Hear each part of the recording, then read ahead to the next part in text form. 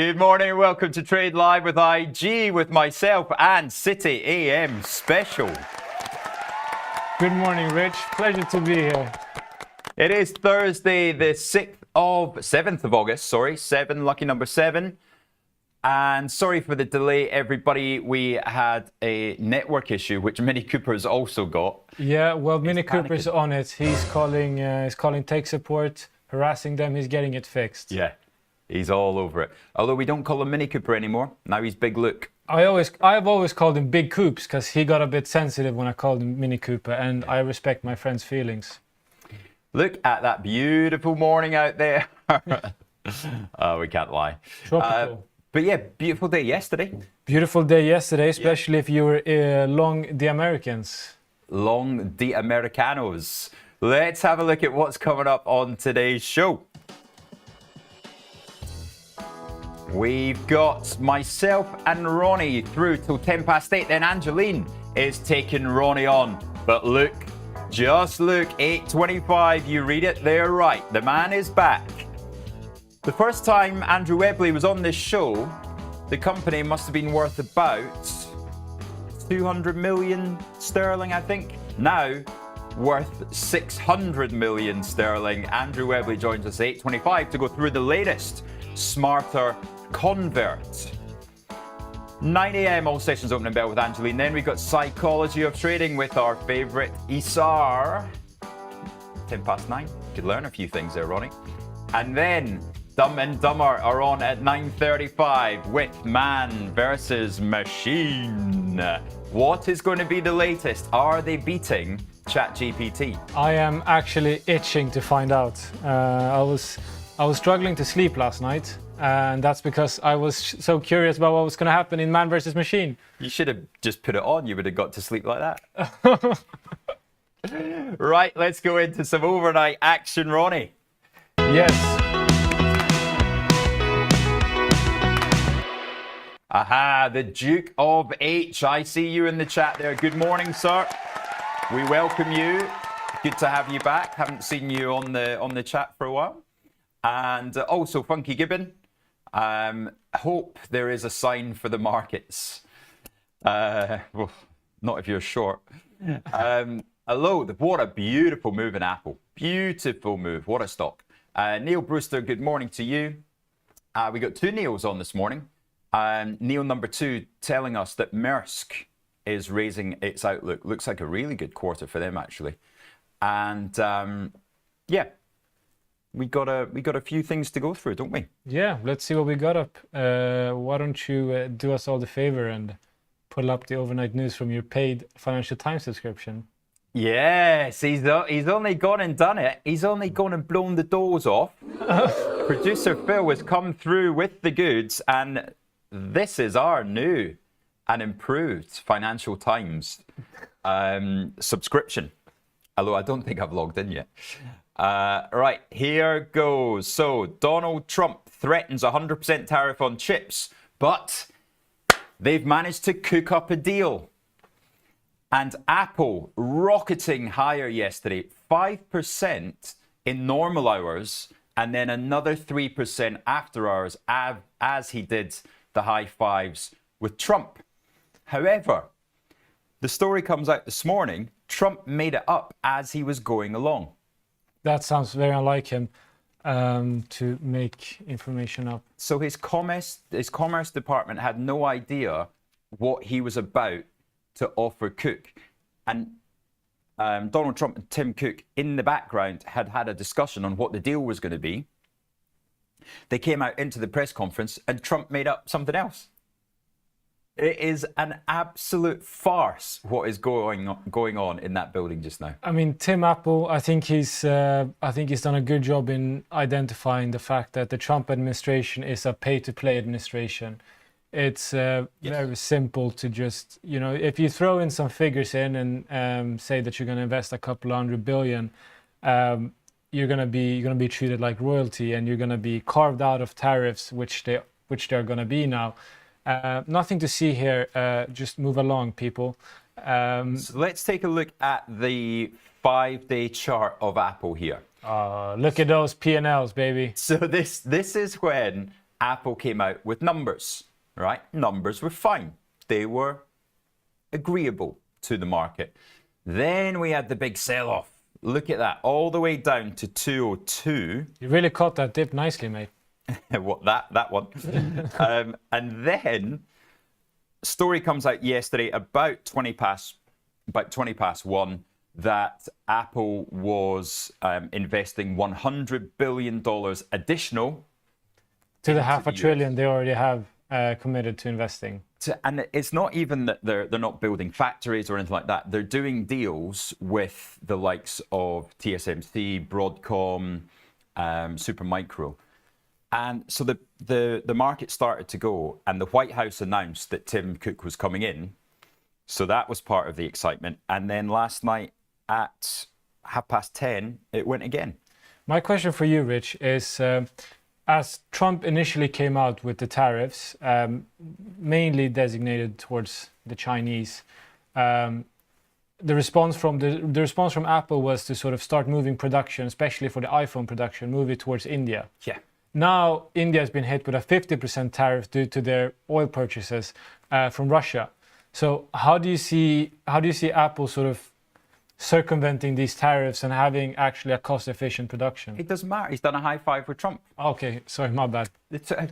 Don't you see that pay for play?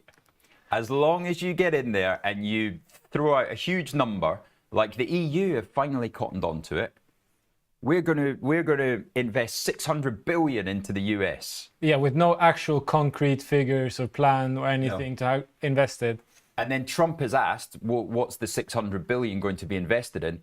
Whatever I choose, whatever I tell them to invest it in, genuinely is what, like, you'd think it was artificial intelligence that was putting these videos out. I mean, Jimmy Carter sold his peanut farm when he became president. Donald Trump launched a meme coin. Yeah, I mean, it's laughable at this point, but markets are moving on it. Twisted vine, thy wicks do stretch like fate's design. Is there something wrong with the system? Are we on the waiting list to tech support? What is going on there, guys? Producer Phil. Right. Okay. We don't know what that was, but it seems that the technical issues are still ongoing. Some fat finger errors, not only on the trading desk. So we've had a look now at the front of the Financial Times. Let's go to the Times itself. A little bit more UK focused. UK house building falls at its fastest pace since the onset of the pandemic, Ronnie. I would say that I'm surprised, but I'm rather not. I mean, the new Labour government has pushed a lot on sort of building in infrastructure, has been their ways forward to stimulate the economy, and they're going to achieve this by cutting red tape and etc. etc. But nothing has been done. No red tape has been cut. No sort of incentives have been given. So I can't say that I'm surprised that it's falling when we have rates so high, and there's no sort of incentive from the government for the builders and to build affordable housing more than anything, but nothing's really happening. Not for much longer, because what's going to happen at 12 o'clock today, sir? Our beloved Ted Boley will cut rates. That's right. We are going to see a 25 basis point cut today at 12 noon, and that is going to be the 5th time in a year. And it says here the forecast is to vote 5-4 in favour of a quarter point cut. However, that is misleading, because what in fact is happening is that you've got 5 people voting for the cut of 25 basis points, and you've got 2 voting for a cut of 50 basis points.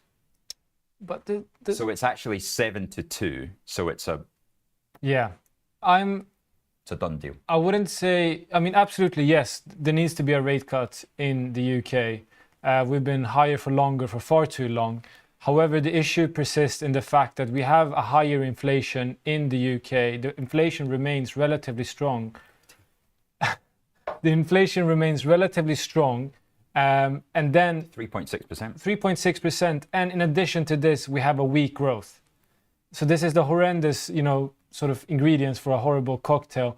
So I'm not really excited about the macroeconomic landscape. If you look at, for example, across the pond in the US, it's much more, sort of convincing that they need maybe a 50 basis points cuts because they have strong figures, strong labor figures. However, they're seeing some sort of slowdown, and that could be counteracted with a base rate cut. But in the UK, the situation is much, much trickier, and I think our beloved Mr. Bowley will have a tougher time ahead than Jerome Powell. At least his job is safer than Jerome Powell's. So how are you playing it in the demo account then? Let's have a look at the cable there. We're at 133.74 at the moment. It sounds like you're particularly bearish on the country. Is that including the currency? I would say so. So you're short cable in the demo account? Personally, as a proud, soon-to-be British citizen, I would never go against it and short the currency. Wait a minute, sorry, have you got engaged? No. You're going to marry her to get the British citizenship? No, she's not a citizenship. I mean, a citizen. I'd love to marry her, but it's not for the citizenship. I'm gonna apply for it this year. Great. So you're going to apply for that, but you can't even be bothered to put a short cable on your demo account. I mean, it's counterintuitive. The heart says no. The mind says yes, but the heart says no. Right? But all your savings are in GBP, right? True. So then you're already long GBP. That's true. Fuck it. I'm doing it. Sorry for the F-bomb. Oh dear, we are sorry for that. Especially to the Duke. The Duke is watching us this morning, sir. You cannot be throwing out language like that. My apologies, good sir. Right, so we've got the GBP 133.75. What's it going to be by the end of the day when we get 25 bips cut? And in the language, that's the important one. Are they going to continue to talk about slow and gradual cuts from here on in? Are we going into the threes against interest rates in the US? That who knows? Who knows? I don't think this year. Definitely not. I do think we're gonna see. I mean, I've been a big. My view has been so far that we're not gonna see any rate cuts in the US this year. But after the latest economic data figures that were released, I've quite drastically changed my opinion. I think we're gonna see two, minimum two. If I'm stretching it, three, but most likely two. But I think this year we're gonna come down to the threes, high threes. Okay. I don't think we're going to come down to a 2% level by next year either. No, by 2026. Do you believe that we can come down to a 2% level by next year? Of course not.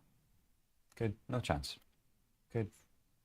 There's going to be serious issues in the economy if that happened. And yeah, the stock market would be down 40%. Duke of My Grace accepts my gracious apology. Happy to hear that. Thank you, sir.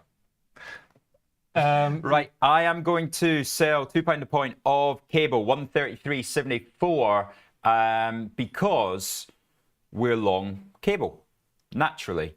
Your big salary check that's about to dump into your account. Massive. That's about it's about right. I'll sell your salary for the month in cable. £2. Put it into dollars there. Right, what else have we got in the Times today? Let's have a look at. He's quick on the getting the thing up there, isn't he? So yeah, we've covered Apple. We have covered interest rates. Let's go to the US numbers yesterday. So we had McDonald's reporting numbers yesterday before the market. The stock did enjoy it. The stock went for a happy meal yesterday with earnings per share of $3.19 adjusted versus $3.15 expected, and revenues 6.84 versus 6.7 billion expected. So 3% beat there. And yeah, just generally it was reassuring for McDonald's investors, wasn't it? Absolutely. And I think the sort of concern going into the year so far has been discretionary spending from the consumer. That's where we've been worried, looking at the prices, seeing, will consumers sort of hold back? Companies such as McDonald's will be the ones taking a hit. Chart off, guys. However, they put their focus on the sort of value meals, which is something that's clearly paid off. But something that further, expands on this is that we saw that DoorDash in the US also had a strong results. Well, let's just take a really quick look at McDonald's. It has been so stagnant there around that $300 mark. I mean, if you want a defensive, this is the one, right? It trades at $300 and it goes down to $290, it goes back to $3, goes up to $310, back to $3. Yeah, a lot of excitement going on in that stock, especially for someone like you, Rich. I mean, you're a big Vodafone guy, so maybe this is the American Vodafone for you. 30% year to date. No, I do think McDonald's is a good stock, and I think they've done a good job in sort of rebranding and adapting to the market conditions that they're faced with. We see in the US that sort of fast food chains or like fast casual restaurants are going under by the minute. So I think they've done a really good job, especially if you compare it to the ones of Starbucks, who have been struggling, and other chains. And for example, our production room, who are unable to realize which buttons they should press. So yeah, you were going to go on to the dash of the doors. The dash of the door, DoorDash, which sort of goes into the same sort of discretionary spending, sort of delivery of food. For those of you who don't know, what's interesting about DoorDash is that their main difference to Uber Eats is that their focus has been to go on the sort of rural areas rather than the urban areas. And they've done significantly much better and taken a lot more market share than Uber Eats. And it goes hand in hand with the McDonald's results, seeing that the consumers, they still have, I mean, obviously they have reduced purchasing power. However, they're just more selective with it. Mm-hmm. So they look for more value, and you get better value for your money via McDonald's value meal, via a DoorDash in the rural areas rather than the metropolitan areas. So the consumer, the American consumer that is still strong and is still spending. They're just more selective with where they allocate their capital. And it doesn't look like it is Disney. So Disney numbers yesterday down on the day. We had earnings per share of 161 versus 147 expected, but the revenues were a miss. 23.65 versus 23.73. Net income for the quarter was $5.25 billion. But it just wasn't really enough. There wasn't enough there to warrant the performance in the stock. No, but I am still quite bullish on the outlook of Disney, much due to they announced the full Hulu integration to Disney Plus, and they also the partnership with NFL. So they will now stream all NFL games on Disney Plus. So that is something that's major for the American consumer to sort of lure them over. And Disney Plus has been a big source of growth for Disney. Yeah. So if it was between wrestling on Netflix and NFL on Disney, I would definitely choose Disney, yes. Really? I thought you were more of a sweaty, half-naked guys hugging each other type of guy. Wow. Right, let's have a look at what it did during the day then. We saw the stock 122, boom, down to 115. So it was a move higher initially, and then it settled around the 115 level. So yeah, Disney not the performer yesterday. I don't know, McDonald's, Disney, Uber. Let's have a look at you Uber probably got really excited about Uber after their 20 billion buyback. No, I only go for buybacks that are a significant part of their market cap, like Vodafone, that take the stock higher every day. Because the company itself can't produce results that will move the stock price up, so you've got to reduce the stocks in circulation. Just wait until they do. Another 30%. There we go. So Uber, very dull. very dull indeed. Stock trading back to where it was the day before at $89. Rich, 20 billion stock buyback. I mean, we've obviously talked a lot about an Expedia acquisition / merger. Do you think that, how do you think the sort of stock buyback comes into play in relation to that? Is this something that they're doing instead of the Expedia acquisition, or is it something they're doing in order to sort of pile up on shares so they can do a all stock merger? That's fair point, yeah. What's your opinions? Or thoughts, perhaps? Yeah, I guess it would make sense to have a lot of the deal as a stock for stock if they were to buy it. But it has gone quiet. We haven't heard anything more on this Expedia deal. What's not quiet is my man David in the comments. Big shout out to him. Very nice guy.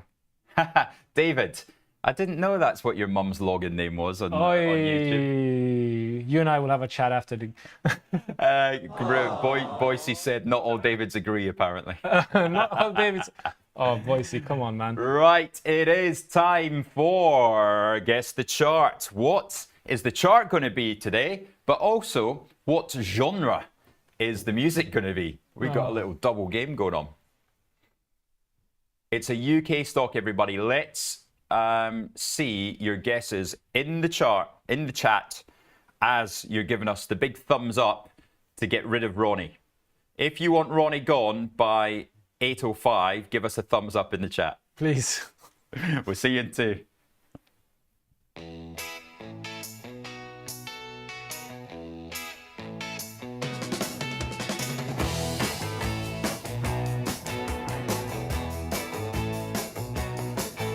It's green, it's red, it's looking tight. A breakout move or fake out flight. 2-week dip or pump in stealth. Guess the asset, guess the wealth. Head and shoulders, double top. Diamond hands, or should I stop? FOMO buys or capitulation. Guess it right, earn your station. Fibs and zones, they try to fake. Is it Tesla? Is it cake? Zoom in tight, you've got the heart. Now light it up and guess that chart. Guess the chart, win or lose. Rug pull trick or daily news. Read the rhythm, play your part. One last call, guess the chart.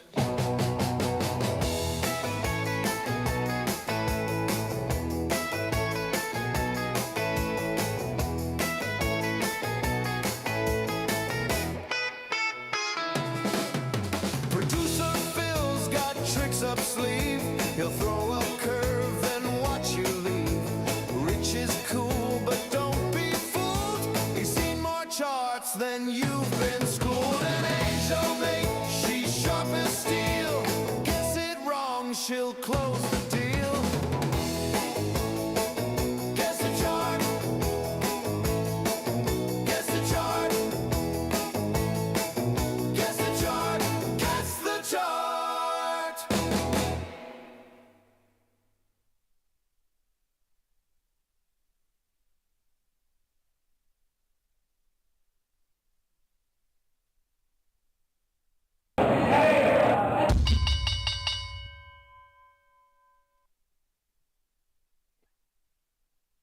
What are you laughing for? Oh dear. Shall we do a poll on who likes the new music? Come on. What's been your favourite music of the last few days? Was it day 1, day 2, day 3, or like it used to be with the probably the most annoying jingle of all time? Just a note to the people working at IG. If you're disappointed with your bonus, it's because all the money went to producing these songs. It cost £10. £10. Yeah. It's quite impressive, actually. Hey. You get what you pay for, eh? Right, okay, the most important thing is, did anybody get it? Because I certainly didn't. Was it Funky Gibbon? Well done, Funky Gibbon. Now that, I tell you what, Aviva That's a nice steady performer. It's a bit of a crap chart that they've shown on there. Let's get a proper one up. So let's see a decent one of this on the daily, because it's a stock I haven't looked at for a long time. And there we go. It has been a performer, hasn't it? It's nothing you'd expect of, you know, such a old school Yeah, exactly. financial giant. Yeah, Legal in General, Aviva. But there you go. I think that underlines the performance of the FTSE this year. That stocks that have done nothing for 2 years suddenly have gone from 450 to 650. The power of the UK, my friend. Fill up your ISAs at IG Invest. Brilliant. Is that today's? No, don't think so. Shame. Right, okay, we are 7:59 and 15 seconds. Let's get your opening calls. There's not, yeah, IHG had numbers. They were all right. Nothing particularly special. The stock is looking unchanged. BP has been raised to buy from hold at Berenberg. I've got these in my sights. I want to buy BP, and I'm going to talk about it every day. Marks and Spencer's down 1%. That's been cut to reduce at Alpha Value or Badder. And WPP up 1% on the back of H1 results. Also, we've got a huge amount of ex-dividends today, so a lot of the moves are going to be distorted by the ex-dividends. Ronnie, ring your bell.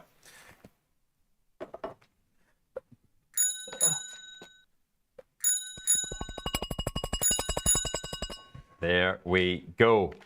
Right, ex-dividends this morning. So ignore stock moves in AstraZeneca, Barclays, BT Group, Informa, NatWest, Relics, Reckitt Benckiser, Rolls-Royce, you're getting 4.5 pennies there, Standard Chartered and St James's Place. The biggest dividend payment day of the year, cha-ching. If you are a long holder, you'll see most of those stocks are, WPP. are detailed there. So is there anything there that's not ex-dividend? No, I don't think so. So let's look at the moves higher. Ronnie, take us through what's on that page. Right, we got Flutter Entertainment, the good old gambling company, moving upwards. Wizz Air probably got some revival for once after taking such a beating. Whitbread, don't be fooled, it's not a bread company. Entain PLC, also gambling industry, going strong today. HSBC have been going on an absolute tear lately. I'm quite impressed with the turnaround that they produced and the sort of restructuring of their costs. So they've done an excellent job there, and the market is rewarding them for that discipline. Associated British Foods, Rich hasn't done a lot of Primark shopping lately, so they're not moving. What else do we have? Diageo. Is that how you pronounce it? Getting back to £20. That was from £18.15 before numbers. So a nice 10% move in Diageo since those numbers. And mine and my hero Luke Moore's favourite company, Scottish Mortgage Investment Trust, doing coming up there, slowly clawing back. It is. It's been very steady, hasn't it? It has indeed. Okay, but on the downside, we did see some big movers there. WPP down 3% on numbers. It's almost like someone has been banging on about how the business is not future-proof.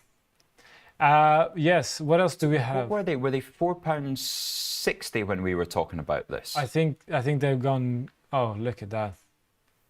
I mean, this is in real trouble, isn't it?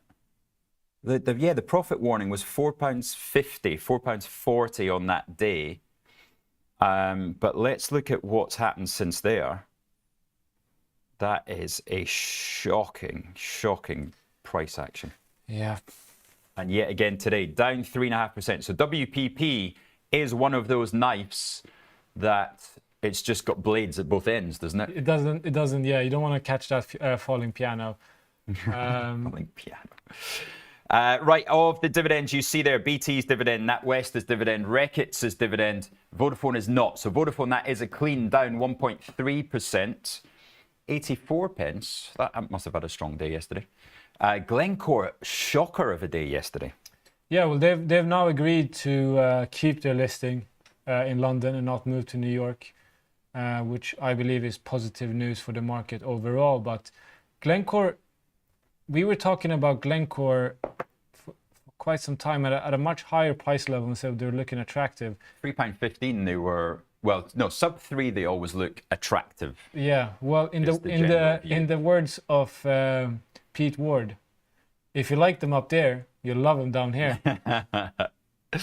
Perfect. Right, let's have a look in Europe. Rheinmetall had numbers, as did Siemens. Siemens down 27 basis points.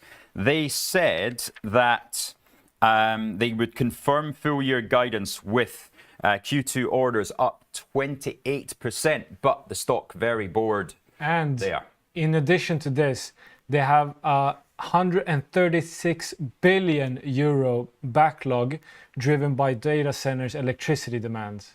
So this is, if you're looking for picks and shovels of the AI revolution, Siemens Energy is a company that's really gonna sort of pull that across. Well, no, that's two different companies, though. Well, Siemens Energy, I'm talking about Siemens Energy. You're talking about Siemens. I'm talking about Siemens Energy. I'm just talking about the one that reported numbers this morning. Well, I'm talking about the one that actually did something interesting. Rheinmetall is certainly interesting. That's down 5.6% this morning. That's on the back of their numbers. So defense sales up 33%. But, you know, let's not forget the stock's probably up, what, 100? So Yeah, it's absolutely roofed. So 5% is nothing but a blip. yeah, and then Adidas, new lows on Adidas. Since we told you 2 months ago that the fashion is done, everybody's got their shoes from the 1970s and no more. So huge profit warning there. Stock dropping from 210 now down to 162. I can't believe the people didn't take fashion advice from you, Rich. It's shocking. We've got matching shirts on apparently today. We're not the same. Moving on. Okay, so that's it. Let's take a look at commodity world, shall we? Shall we have a look at the winners in Europe? Yeah, let's have a look at the winners in Europe. So You kind. got one in your mind there? I was just curious to see what's going on there. Oh, thank you very much. That's helped me a lot, actually. I'm long ASML. Oh. From 640 and then 620 and then again at 600.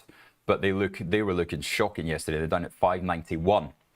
Listen, if you love your grandchildren, buy ASML. Is what I've been told by my equity research friends. Which is not financial advice, just what I've been told, and I'm repeating it. Lufthansa up 1.3, Ryanair, so strong day for the airlines. And Bit of a cheeky clawback from LVMH, 1% up.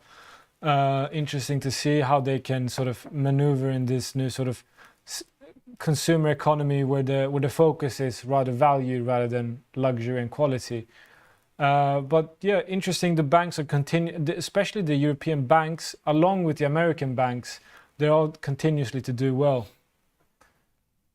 I'm dying to see the poll results of the music. If you haven't voted for the music, then please vote now on your chat. Also, give us a like, give us a follow. And it is now 7 minutes past. Angelina's going to be in here soon. But reminder for those that weren't here at the start of the show, we have the Smarter Web Company in today. The CEO joining me at 8:25. Before that, at 8:20, for all of you like Ronnie that still do not understand the business model, I am going to do a quick 5-minute explanation in a way that I haven't explained it before. Can you send me a recording so I can keep it to battle my insomnia later on? When you'll be able to sleep tonight, buddy. Don't you worry. That Red Bull will have worn off by then. So yeah, Smarter Web Company. Join me at 8:20 a.m. in 12 minutes time, and I am going to explain the business model of this company. Why has this company gone from being worth 150 million to 600 million in a matter of weeks? Then at 8:25, you're going to hear directly from the CEO. Stock up 3% this morning in anticipation. Yeah. Right, Ronnie, I'm going to leave you to Ange now, seeing as you're out of out of words, and Angeline, I am going to let her break the poll results. We'll see you very shortly. I'll miss you, Rich.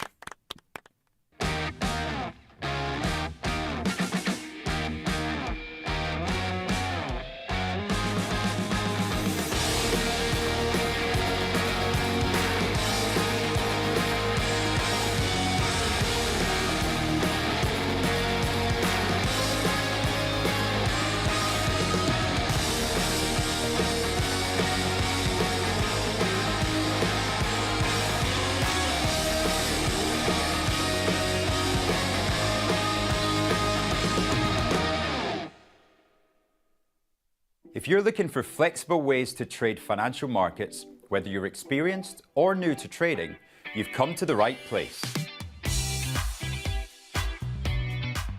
CFDs let you speculate on the price of financial instruments like shares, indices, forex, and commodities without actually owning them. You can benefit from both rising and falling prices across 17,000 markets, letting you find the perfect opportunity. So if you think the market's going up, you buy. If you think it's going to go down, you sell. When trading CFDs, you're trading on leverage. Now, leverage lets you trade bigger positions with less money up front. So this increases your profits on your trades, but also remember your losses are also amplified. So be sure to manage your risk. With us, you're not alone. You're part of a wide community of traders that you can learn from. We've got the experts, the tools, and extensive educational resources to help you on your journey. If you're not quite ready to trade CFDs with real money, you can always give it a go on a demo account. Open an account today, join the conversation, and be inspired to make moves.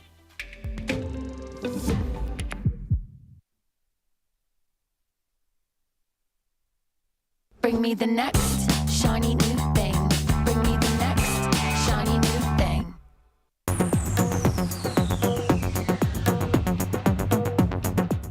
Hey, trader friends, welcome back to the show.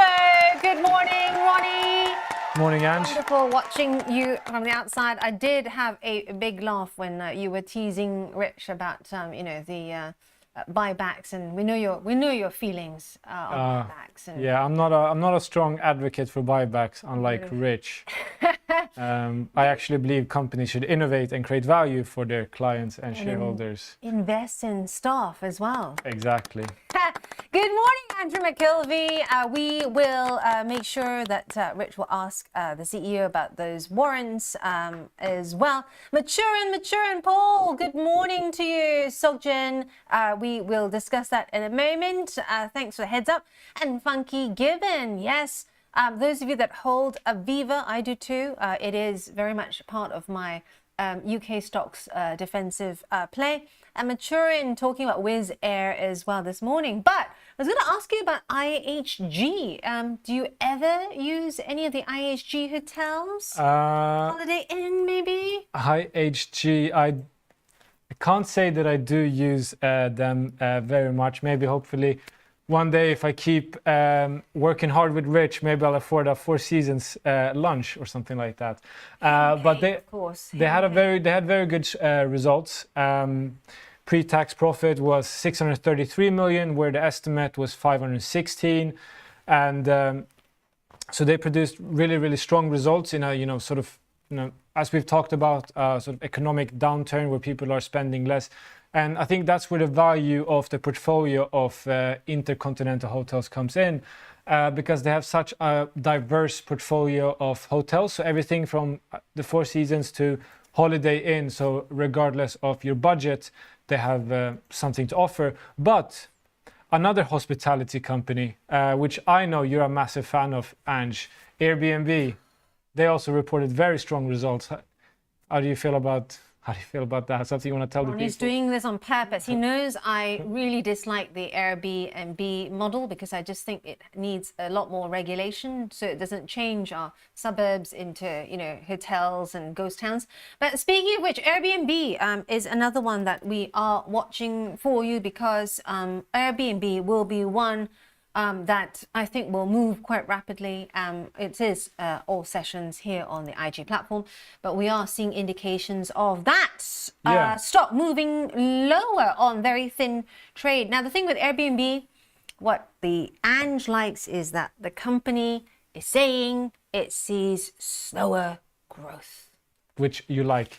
Now, I think Airbnb, if you look at the share price here, I think it could potentially go down further. It has broken past lows seen since the 30th of May and broken down past that, which means that its next area of interest is around that 116 mark, which was last seen early May. Well, unlike you, Ange, I'm a big fan of the Airbnb business model because it's... Because Ronnie's ruining people's homes and where they live and areas. You can check my reviews, only 5-star reviews.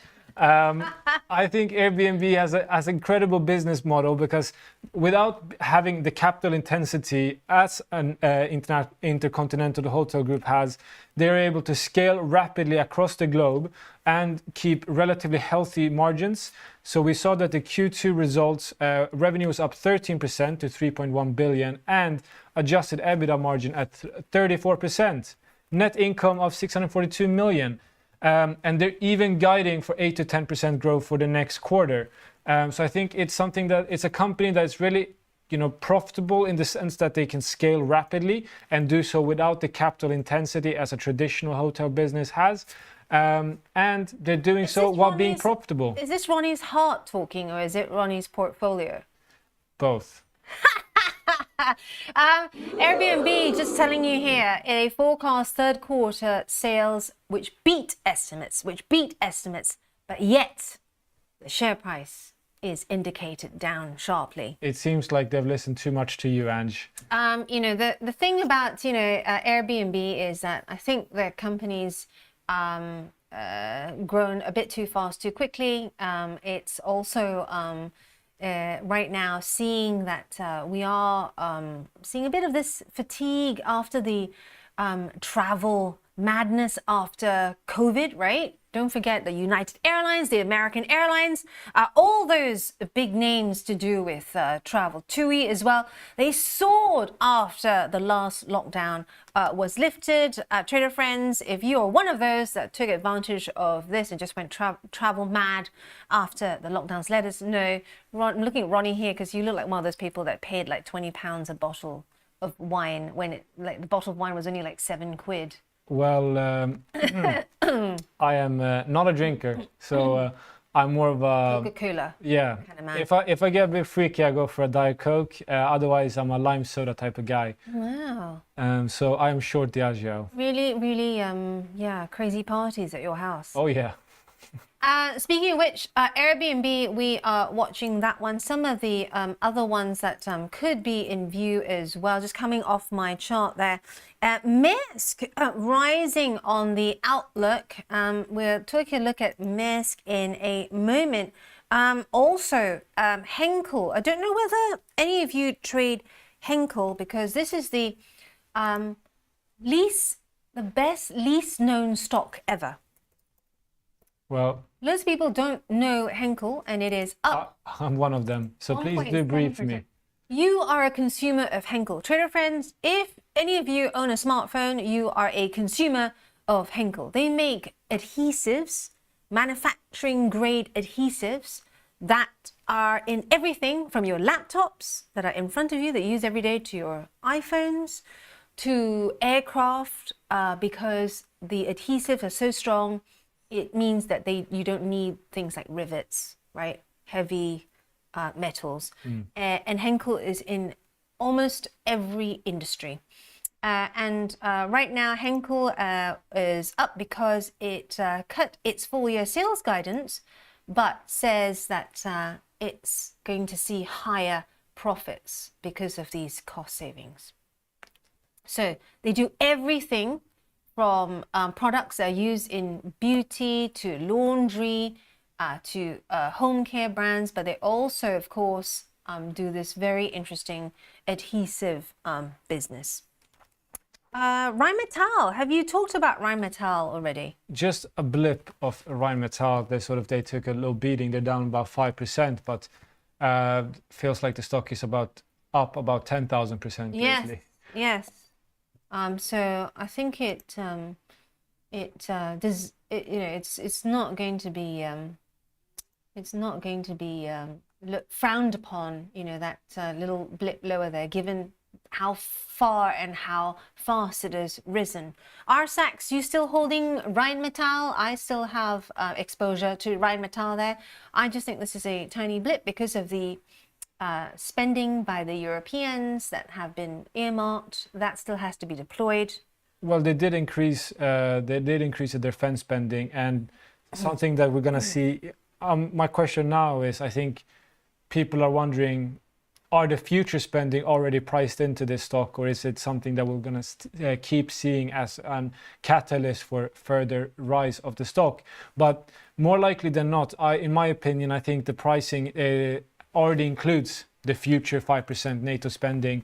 But I also don't want to be the guy who says that Rheinmetall is overvalued and it's going to keep rallying, and then we're going to see it go up another 50%.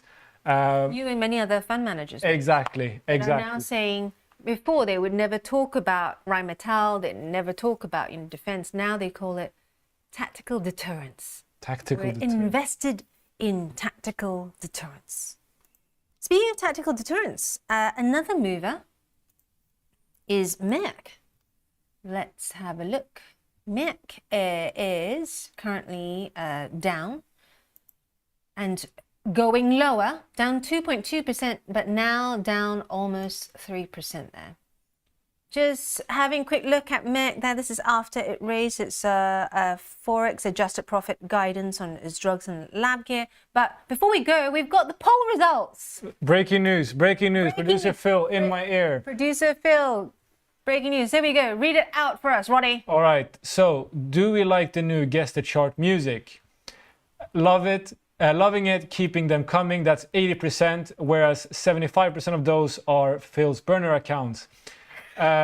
Try something else.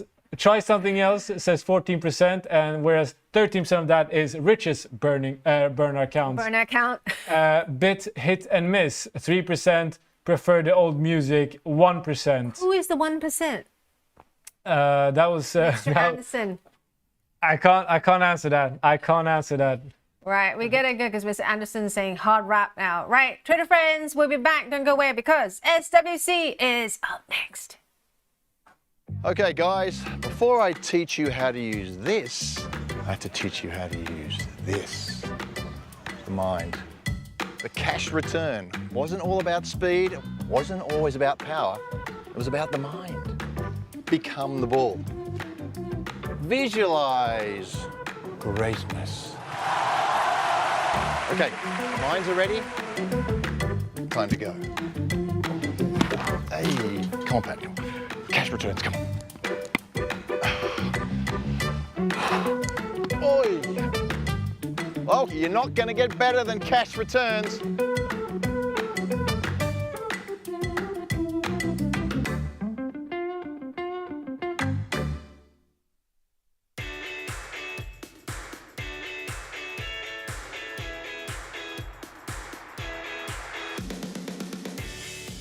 Today we're here because we've recently launched our Save Our Stock Market campaign.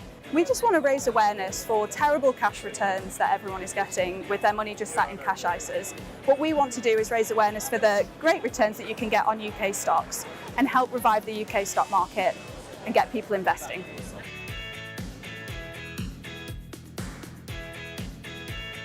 There's a lot of bad feeling about the UK stock market, and it's really negating people's view on the UK market as a whole. There's some great companies. If we just start the ball rolling on people getting behind the UK stock market, then we can start to get the interest, and it's days like this.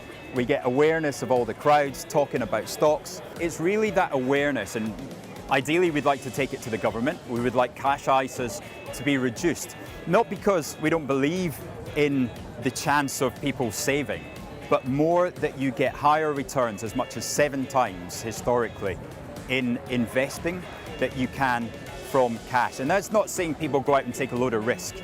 It's about education, and it's about helping people to understand the benefits of investing and the limitations of holding their money in cash.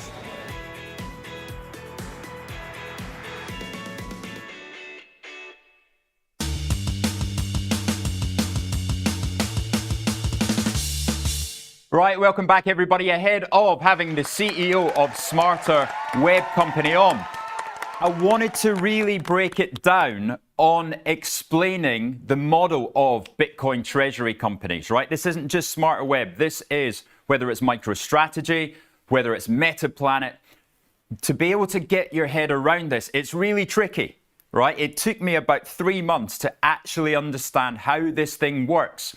Because if I'm going to invest £10,000, why wouldn't I just put £10,000 in Bitcoin? Why do I need to buy a company, a vehicle? Well, in the UK, yes, you can buy it in your SIP, you can buy it in your ISA. So that's one reason. But that doesn't get to the heart of the model, right? So forget Bitcoin for a minute. Let's explain this in simple apples. Right? Now, if I've got the money I want to invest, I can buy 3 apples. It's as simple as that, right? That is like putting your £10,000 into Bitcoin, because people can call it a Ponzi, they can call it a pyramid scheme, right? But to really understand this model, all you need to know is that, yes, I can buy 3 apples today, the same as I can invest £10,000 in Bitcoin, or I can invest in an apple tree. And if I invest in the apple tree, it's only got 1 apple, right? But I'm investing in a tree that produces more apples every time somebody else invests in it. Every time somebody waters the tree, a new branch grows, and you get more apples over time, forever more. As long as it trades at a premium to its MNAV, then you have more apples grow on the tree, and over time, then you'll end up having 5 apples, 6 apples, 7 apples, 8 apples. Your original apples that you bought, the 3 of them, if you don't invest in the tree, if you just invest in Bitcoin, those can go up in value over time as Bitcoin goes up in value. That's fine. But you'll never have more. You'll only ever have 3 apples. If you invest in an apple tree, then over time you can grow more and more and more every time that the tree is watered, every time Andrew does a capital raising, an equity raising, or now issues these smarter convertible bonds. And that is what we are going to speak to him about today. So it's really getting your head round the chance to compound your Bitcoin over time. And that means compounding your holdings of Bitcoin, not the amount, right? We all know the value of Bitcoin can go up, but you can take part in the chance of the value of Bitcoin going up at the same time as your holdings of Bitcoin increase. So, without further ado, we will be back in 30 seconds with the CEO of the man who brought this Bitcoin treasury model to the UK. Hello, I'm Axel Rudolph, Senior Technical Analyst at IG and Fellow of the Society of Technical Analysts with over 30 years experience in trading the financial markets. I've been following cryptocurrencies from the very beginning, and with IG's new crypto offering, I can finally share my technical analysis expertise on crypto with you. So join me every Wednesday morning for my new show, Charting Crypto, where I'll be answering your technical analysis questions on all things crypto, live on Trade Live with IG.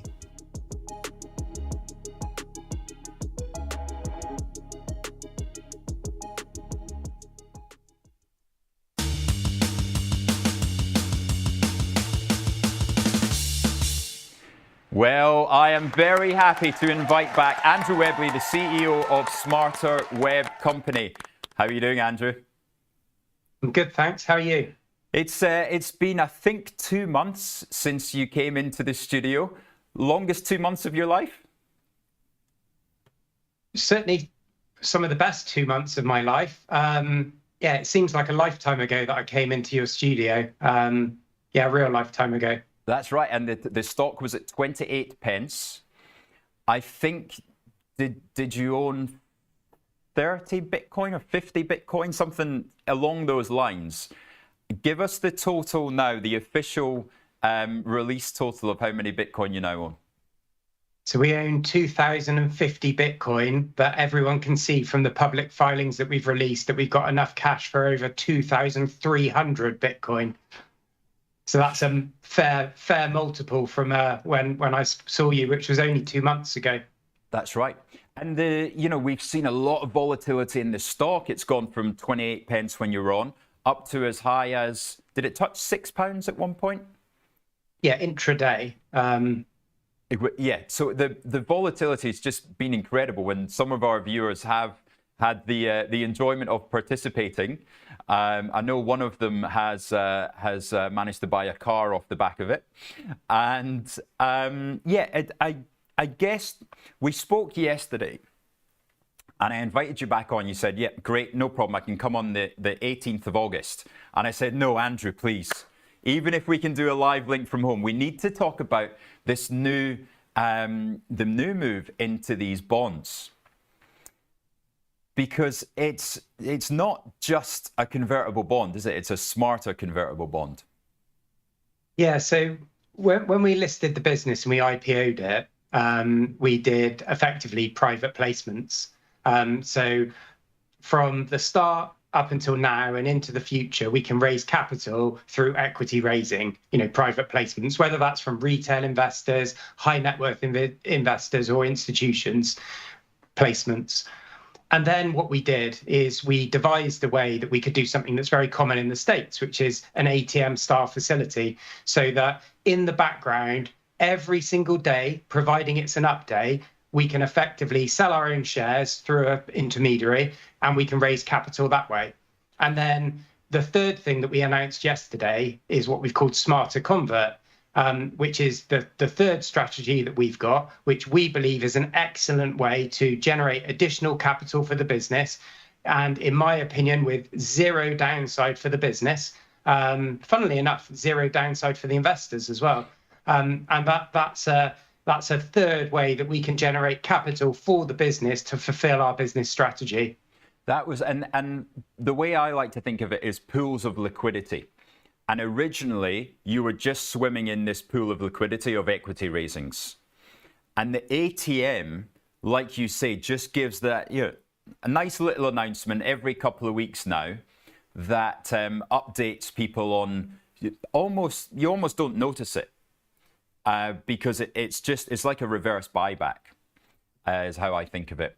And then, this third one yesterday, if we're going to stick with the Apple's theme, because Bitcoin does make it a little bit more complicated in people's minds. But the worst case scenario is people have given you £21, you instantaneously go and buy a load of apples, and the very worst thing that can happen to the company is you have to give the apples back. Well, yeah, but we keep 2% of the apples as well. So from the investor's point of view, they're sort of risking 2% of their apples in order to make a greater return. And from the business's point of view, we're hoping that the apples convert into equity, and then they become our apples.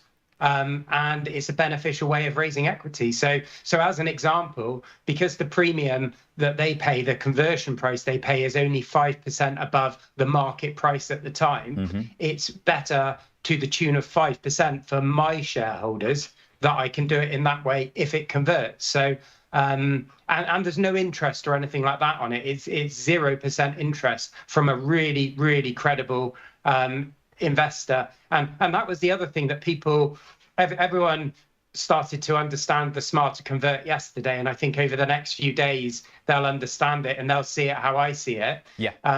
But the really cool moment also yesterday was it was our first, public name that's become an institutional investor. Obviously, we've got institutional investors, but this is the first capital raising that we've done where we've been able to name the institutional investor, and they're really good people, so that's great. And so, you know, can we talk about how this came about? Did they come to you with the idea, or, you know, I know that you've been working on it for weeks. Is it, you know, did you start off with, a seed, and then you kind of negotiated on how it should look, or was it simple to come up with?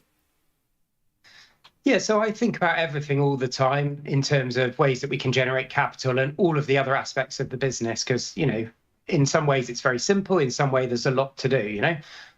So we think about all these things, and we've got lots of ideas of different things we'll do in the future. Now, I met with Michael Saylor from Strategy a couple of weeks ago in London, and we had a good chat about what we should be doing longer term. But clearly his business is way bigger than ours at the moment. So far. Yeah, so far. So one thing that I'm slightly worried about is exposing the business to any debt. So I'm quite cautious. You know, I love Bitcoin. I've been investing in it for almost 10 years. I believe it's the best asset in the world. But my job as the CEO of the company that I set up 15 years ago, we listed this year, is to see that the company is very, very successful for the medium to long term. So in the short term, we do have to be careful about debt. So we've had this idea, and we've had loads of people suggest different things to us over the last couple of months. And, you know, some of those things are good, some of them not so good. Yeah. So the thing that I couldn't get my head around until very, very recently, let's say a week ago, is exactly how I could do this thing so that I was 100% happy to do it, because I don't want to do it if there's any doubt, you know, that's not good enough. So that's why the terms are in some ways very, very simple, in my opinion, very, very clean, but also beneficial for everyone involved, in my opinion. So it's just getting the terms right, you know. Yeah. So in any relationship, you have to make sure that the thing that you're doing together works for everyone. Otherwise, it won't work for the long term. It's as simple as that. So what I didn't want a deal that was, you know, lopsided for the investor or for the company, because it's not going to work for the long term. And we want to sell a lot of this particular instrument. Right. So it just took a bit of time to get it right. And I'm really pleased with it. There's a couple of small tweaks that we might make for future rounds. Okay. You know, maybe we'll increase the premium that they have to pay. Maybe we'll extend the duration from 12 months to 24 months. We want it to be quite short term. Yeah, that was the thing that kind of struck out to me, was 12 months is relatively short in the life of a bond. So, you know, that definitely, had it been 24 months, I would feel a little bit more comfortable even. You know, I like it as a shareholder. But yeah, 24 months it just seems like a decision has to be made relatively soon, because we know how time flies, don't we? Yeah, well, that's why it's priced as it's priced. So their conversion price is very, very close to the current market price. Yeah. When it gets into the second half of the instrument, so the second 6 months, I've got the right to force them to convert it if it's 50% above that. If you look at the last month or two, you can see, providing you believe in Bitcoin and you believe in what we're doing as a company, you can see how we'll quite comfortably get past that level.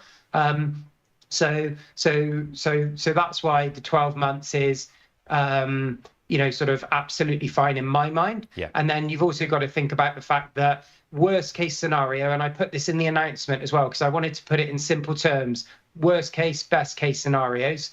Worst case scenario, we give the Bitcoin back. Yeah. And importantly, the $21 million that we've had come into the company, if Bitcoin falls in value, we give back the $21 million of Bitcoin that we bought with it. So we're not exposed to the volatility. In the short term, in 1 year, I don't think that you would necessarily want to structure it like that if it was based on fiat. But of course, if it was based on fiat, there would be other complications there. For example, there might be a small premium that you have to pay on the interest, and things like that. So I genuinely believe that it's a fantastic thing for the company. And I think there's going to be a lot of interest from other people. But like everything else that we'll do, we'll probably sell a lot of it, but we'll also sell it alongside our other activities and cap it to approximately 30%. But if you go back to those three things that we've used, the placements, the ATM, now Smarter Convert,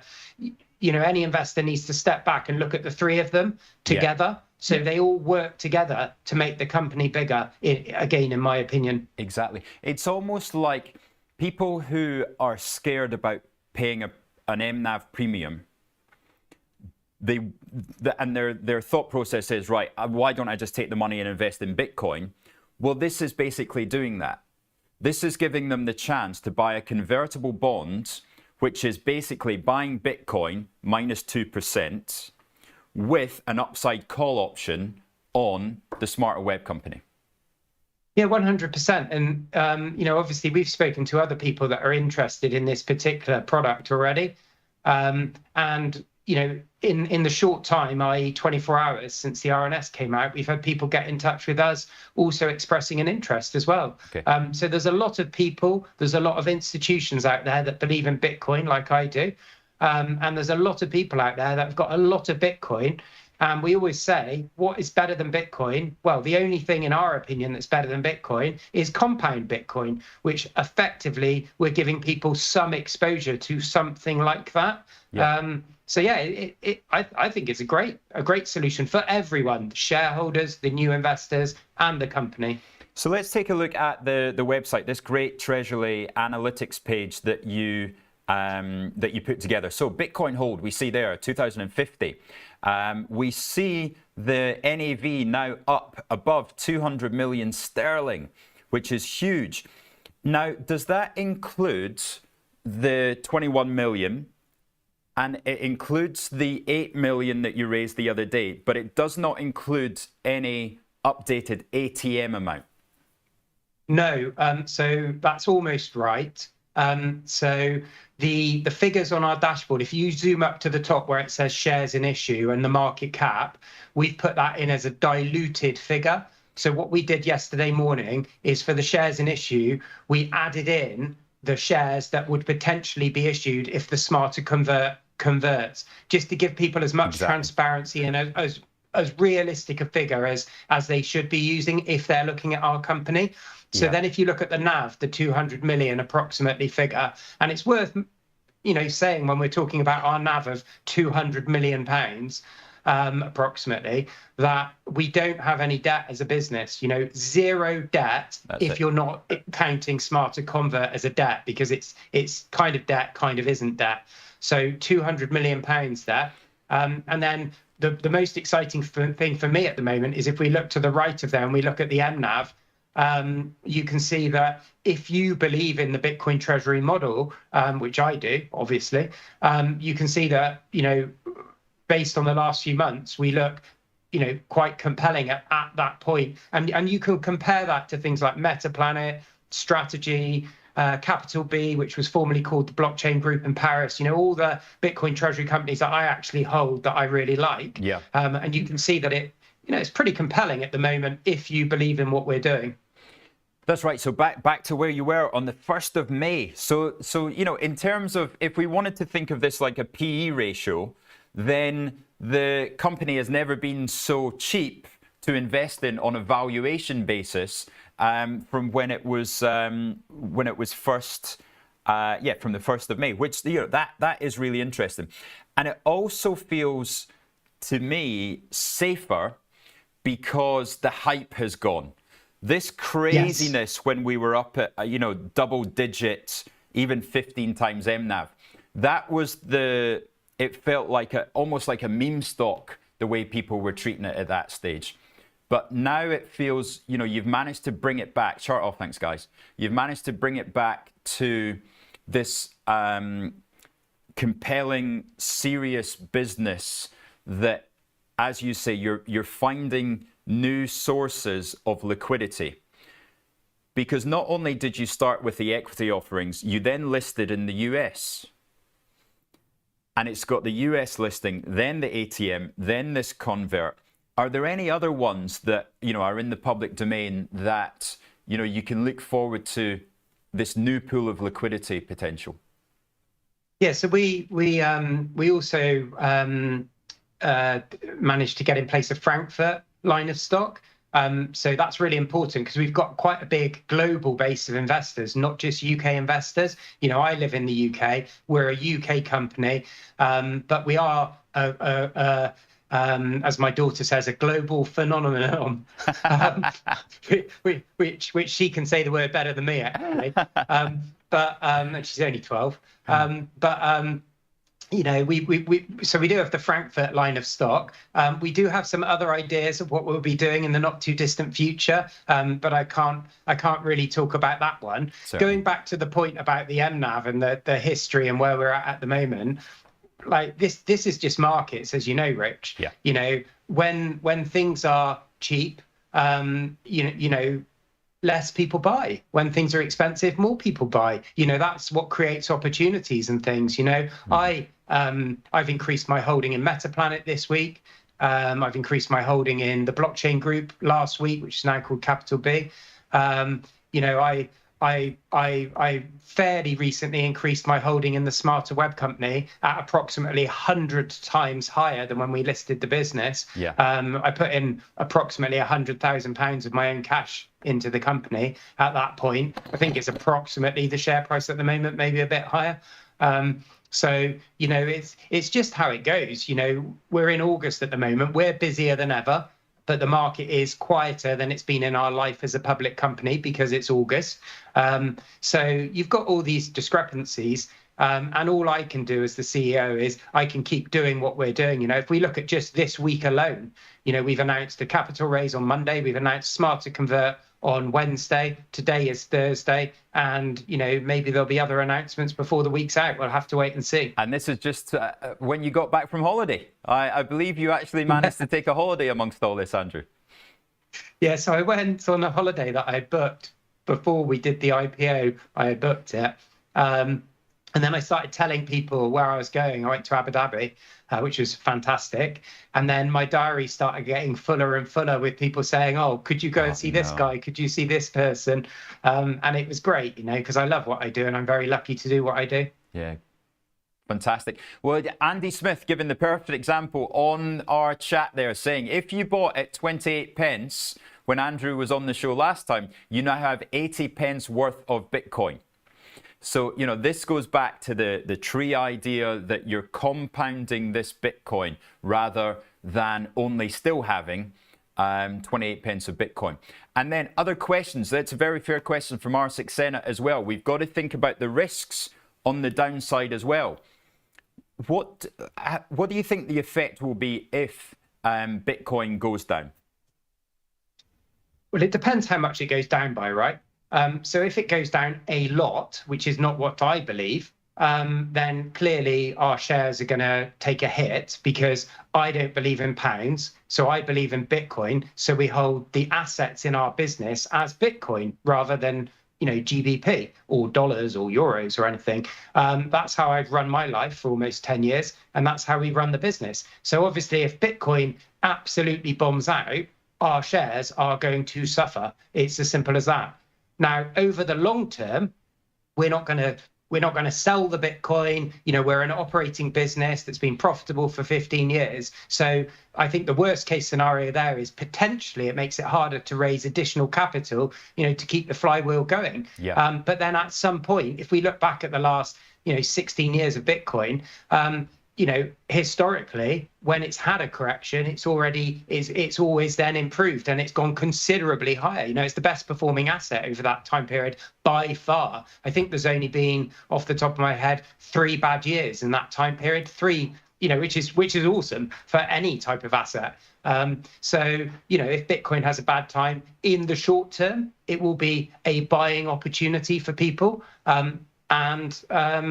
You know, that's just how it goes. Nothing goes up in a straight line forever, but we believe that Bitcoin will go into the millions and millions and millions and will go up forever. Yeah. But obviously not everyone shares that opinion, which is fine. Certainly. Now, you don't have to answer this one, but we're getting a question in the chat how do retail get involved in this corporate bond? You know, could there be a chance in the future that there'll be some kind of retail offering? That's complicated, isn't it? It is, but I can certainly answer it. I'll answer anything that anyone asks as long as I'm allowed to. So if you're a high net worth individual, you know, or a professional investor, then potentially you could contact the company and, you know, we could involve you in a future round of this. So that's certainly possible if you meet the FCA criteria in the UK or the equivalent in the States, Europe, etc. Longer term, and this goes back to my chat with Saylor the other day, you know, we hope and we are aiming to have products like Strategy have got in the States. So in the States, I think it was 2 weeks ago, Strategy have done a new line of stock, a preferred share, which is actually the most successful IPO in the States this year. They raised approximately, I think it was $2.5 billion in one of these additional products. But for the current size that we're at, that doesn't make sense to have those listed products, which are quite similar to our Smarter Convert. But, you know, I'm not going to want anyone to hold me to it, but in a year, 2 years, as an example, rough timeline, you know, hopefully we'll have those similar products alongside everything else that we do. So yeah, there's options for people. Fantastic. Well, Andrew, that's I've tried to get through as many of the viewers' questions as possible. It's always great to have you on and to see you, to get the update. Congratulations on everything so far. Of course, we have to remind everybody it's on the Aquis Exchange, which traditionally has been a little bit more volatile, can be known as being risky than other stocks, and your capital is at risk. And yeah, it's making sure that people get their head around why the stock trades at a premium to its net asset value is the most important thing, most important part of education. Yeah, thanks very much for helping us out with that. No problem. See you soon, yeah? See you soon, Andrew. Thank you.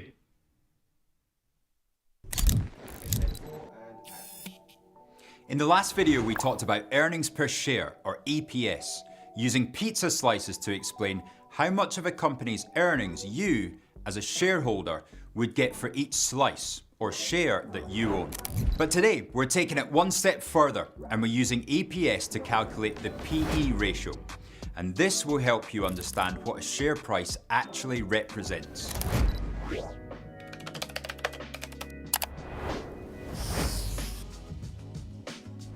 The PE ratio stands for price to earnings ratio, and it's one of the most widely used tools to measure a company's valuation.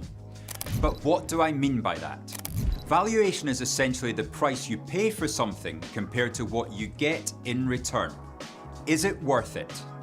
Whether you're buying a car or a house or shares in a company, valuation helps you decide if the price you are paying is fair. Now, in the stock market, what you're getting is a share of the company's profits. The PE ratio tells us how much investors are willing to pay today for those earnings. But why is this so important? Because it helps us compare companies and decide whether an investment looks cheap or expensive relative to others. Now, let's take a British construction company, for example. Imagine this one block is the company's EPS, and that is £1 per share. When you're buying a share, you're buying into the future profits of that company. But to avoid overpaying, you need to know how expensive the price is. Now, too many people jump in to buy a stock just because they love the company, without paying attention to the price they're actually paying. And it might sound crazy, but a share price alone doesn't tell you how expensive a stock is. The valuation does. Now, this is the important part to get. If the EPS is £1, then how many blocks of earnings am I willing to pay for a share? What's the right price?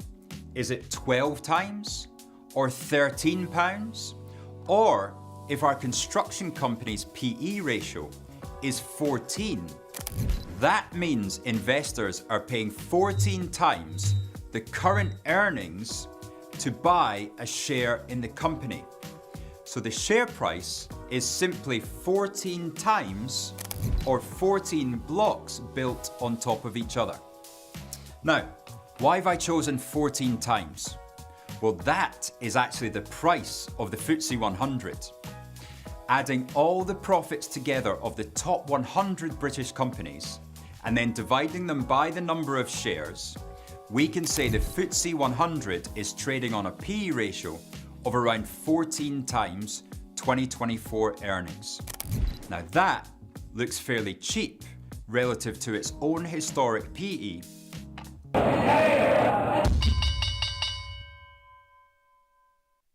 Welcome back, everybody. That was brilliant. And thank you so much to all the new viewers that we had come in from the Smarter Web Twitter page. Like and subscribe. So we're all out there watching it intently. If you were to, make sure you like and subscribe so we can bring you more of this good stuff. That's right. We are the first place that you would see every RNS every morning. We talk about it. We go through what's happened as well. So yeah, continued coverage of SWC on here. Now, before I run, because I'm off to a wedding today, I've just got to say an incredible big shout out to Hugh Carter and Lucinda Martin, who are getting married today up in Shrewsbury. A huge congratulations to you. Lots of love. And yeah, we'll see you soon. Right, we are going to have loads. You gotta go. He's dashing out the door as we speak because we have 6 more minutes. We're counting down to the all sessions here. Just taking a look first at the wider indices because we are clearly still on that risk on mood that you heard Dylan talk about yesterday with me. FTSE down just a little, but really flat there, to be honest. But we are seeing the rest of the indices, the Germany 40s, the Germans, your Jugger still heading higher there. So are the French, the CAC 40, the CAC 40 also moving higher there. US Tech 100 up 1/3%, and also the Dow Jones Industrials up 0.2%. Let me know what you guys have been trading this morning, or also if you've put in new positions in terms of share dealing as well, because I'd love to know what you guys are investing in.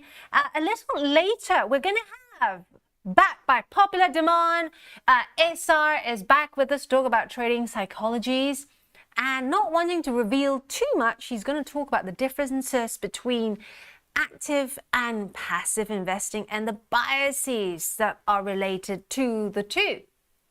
I'm also going to ask him to take a little look at my diversification portfolio as well, because this, of course, is passive. And I'm just going to zoom in for you because I think loads of you have asked me on emails. Well, thank you for your emails. I really enjoy. I can't get to all of them, but I try to reply to as many as possible. But this is my diversification play, and you can see those big names there, also big dividend payers, of course. Now, let's have a look elsewhere as we count down to the all sessions, which allows you to take a position ahead of the Wall Street Open. We have quite a few headlines coming through already. Airbnb, you heard me talk about this earlier. We are watching that like a hawk because indications, at least in low volume here in Europe, is that it is going to fall when all session starts. Also, taking a look elsewhere, we have this is Airbnb after the company said it sees slower Q2 growth. We are, of course, also watching out for Uber. Any of you use Uber? Let me know whether you are a fan or not. Dylan is very much a fan. I am also a user of Uber, although I have never used Lyft. Lyft was also out with earnings overnight. Uber is talking to banks and firms. You heard me talking about this yesterday. The key thing here is what it said about its robo-taxi expansion. So I believe, Trader friends, if you spotted it too, that it said it was looking to partner up with one of the EV players, and also it announced a loyalty program and a $20 billion, that's right, $20 billion buyback plan. Saying that for Ronnie in case he is listening, because we know he likes buybacks and that rattles his cage. Lyft as well. We are also looking at Lyft because Lyft missed its sales forecast due to higher competition. We're also seeing that sort of rollback in the travel post-COVID exuberance. Many companies, not just Lyft and Uber as well, have tried very hard to continue servicing all these travel requests after COVID, but you know, it wasn't going to last forever. You don't see shares grow into trees into the sky, as you heard the SWC CEO earlier on, but we are seeing Lyft as well joining in, chiming in with companies that have said they've seen weaker demand. Now, company, this is Lyft, has completed its acquisition of FreeNow, which is the European mobility platform, and they've also signed a deal with China's Baidu to introduce a search engine component because Baidu also has robo-taxis in the region. So remember I told you yesterday, the key thing to watch out for with Lyft and names like Uber is their expansion plans in terms of robo-taxi. This is the next generation of growth, trader friends. This is the next push for them. That's where the cash cow, the revenues are coming. Got 30 seconds to the bell, so I'm just getting the bell ready here. Just some of the big movers across Europe whilst we are looking forward to the US. We have, of course, IHG earlier on, but we also had the likes of Henkel, Airbnb moving higher, Wizz Air as well. Thank you very much, trader friends, for pointing that out. So we are now off to the races, trader friends. Right, let's have a look to see what is moving in all sessions. And here we are. So I'm going to zoom that in once I change the winners list. The top of the winners list, we're seeing many companies related to the crypto space. Got Micron Tech up there, almost 4%. We also have SoundHound, those of you that trade that space, up 1.7% there. SoundHound AI, of course, integrated into products that help us with voice learning and voice assimilation in many products, especially cars as well. You know, I love my cars and big engines. Affirm is also up 1.5%. RSAX is still in the buy now, pay later space. Away from our numbers, good morning to you, Neil and Steve Davies as well, joining the fray. Steve Davies saying, I bought some toast yesterday. One of Josh Brown's favorite stocks, and sold out of TTD. Let's have a look at the losers list now. Airbnb, I talked about this just a moment ago, saying that it was looking like it was going to be low, and it is indeed down 6% there. That slowdown in demand being seen on Airbnb as well. And I mentioned the same thing on Lyft, and that is down 3.5%. So it looks like that travel fatigue is, services fatigue is slightly settling in for those two names. They're down 3.5%. Caterpillar is also down almost 1%, and Right Blockchain down 0.2%. Some big consumer names also moving low. We got Best Buy down 0.5%. We have ISAR coming up soon. It's so great. I love it when you guys creep in. Just walk straight in. Apparently Rich walked straight out. So to a wedding. Oh really? Yeah, to a wedding. It's fantastic. Great to have you on. Hello, yeah. Everyone's been asking whether you've been on holiday because... No, I've just been really busy working, unfortunately, which is not quite as fun. I was on holiday a couple of weeks ago, but not recently. But we're doing a psychology episode today, which we've not done in a while. Yes, and it's a fun one. It's one that I've been thinking about doing for a long time, actually. Should we dive straight into that, or should we? Do you want to? Yeah, we could. Okay, great. Arsax has just messaged something. I wonder why it's been retracted. Oh, but it's been retracted. She said Hinge Health. Maybe she's so excited to have you on. Instantly, accidentally sent the message. Yeah. Fat finger. So right. So today we're going to be talking about passive investing and active investing. So I guess maybe before we go into any of it, Ange, would you like to guess in 2012 what percentage of kind of passive and active funds together were passive? 2012. Okay. Tough one, right? It's a tough one. Hard to know. Can we I'm being told Yeah. do a sting and then come back because we want to segment this for our guests. Let's do that. Okay. I've got answer in my head. We'll be back in a moment.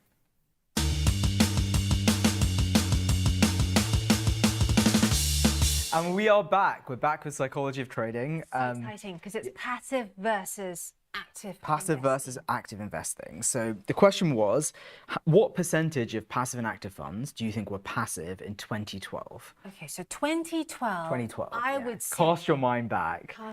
Roll back. I would say, 30%. Yeah. Right. And why do you say that? I just because I think now that we are into this realm of 2025 and markets everywhere. We're talking 8 years before COVID. It's like a different world. Maybe like 60%. But I think what I'm trying to get at is the trajectory now is that we're likely to have more active and maybe less passive. Oh, interesting. So the real number is in 2012. Only 25% of passive and active funds combined were passive. So it was a quarter, which is relatively low actually compared to historic. And what you find is that there are these cycles where kind of passive bottoms out and then picks up, and then active bottoms out and they kind of reverse. So we were 25% in 2012. Where do you think we are today?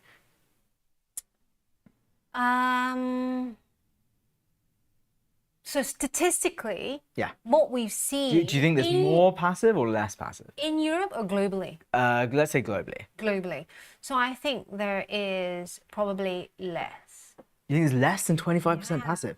No. So we've actually had the exact opposite, which is we've had a massive explosion in passive investing. Interesting. Especially in the kind of post-2020 era. So right now today, if you look at total passive funds plus active funds, 60% of them are passive. Right. So more than half. Is this because of the cost benefit? So I think it's basically because of the popularity of the ETFs, and that's kind of exploded.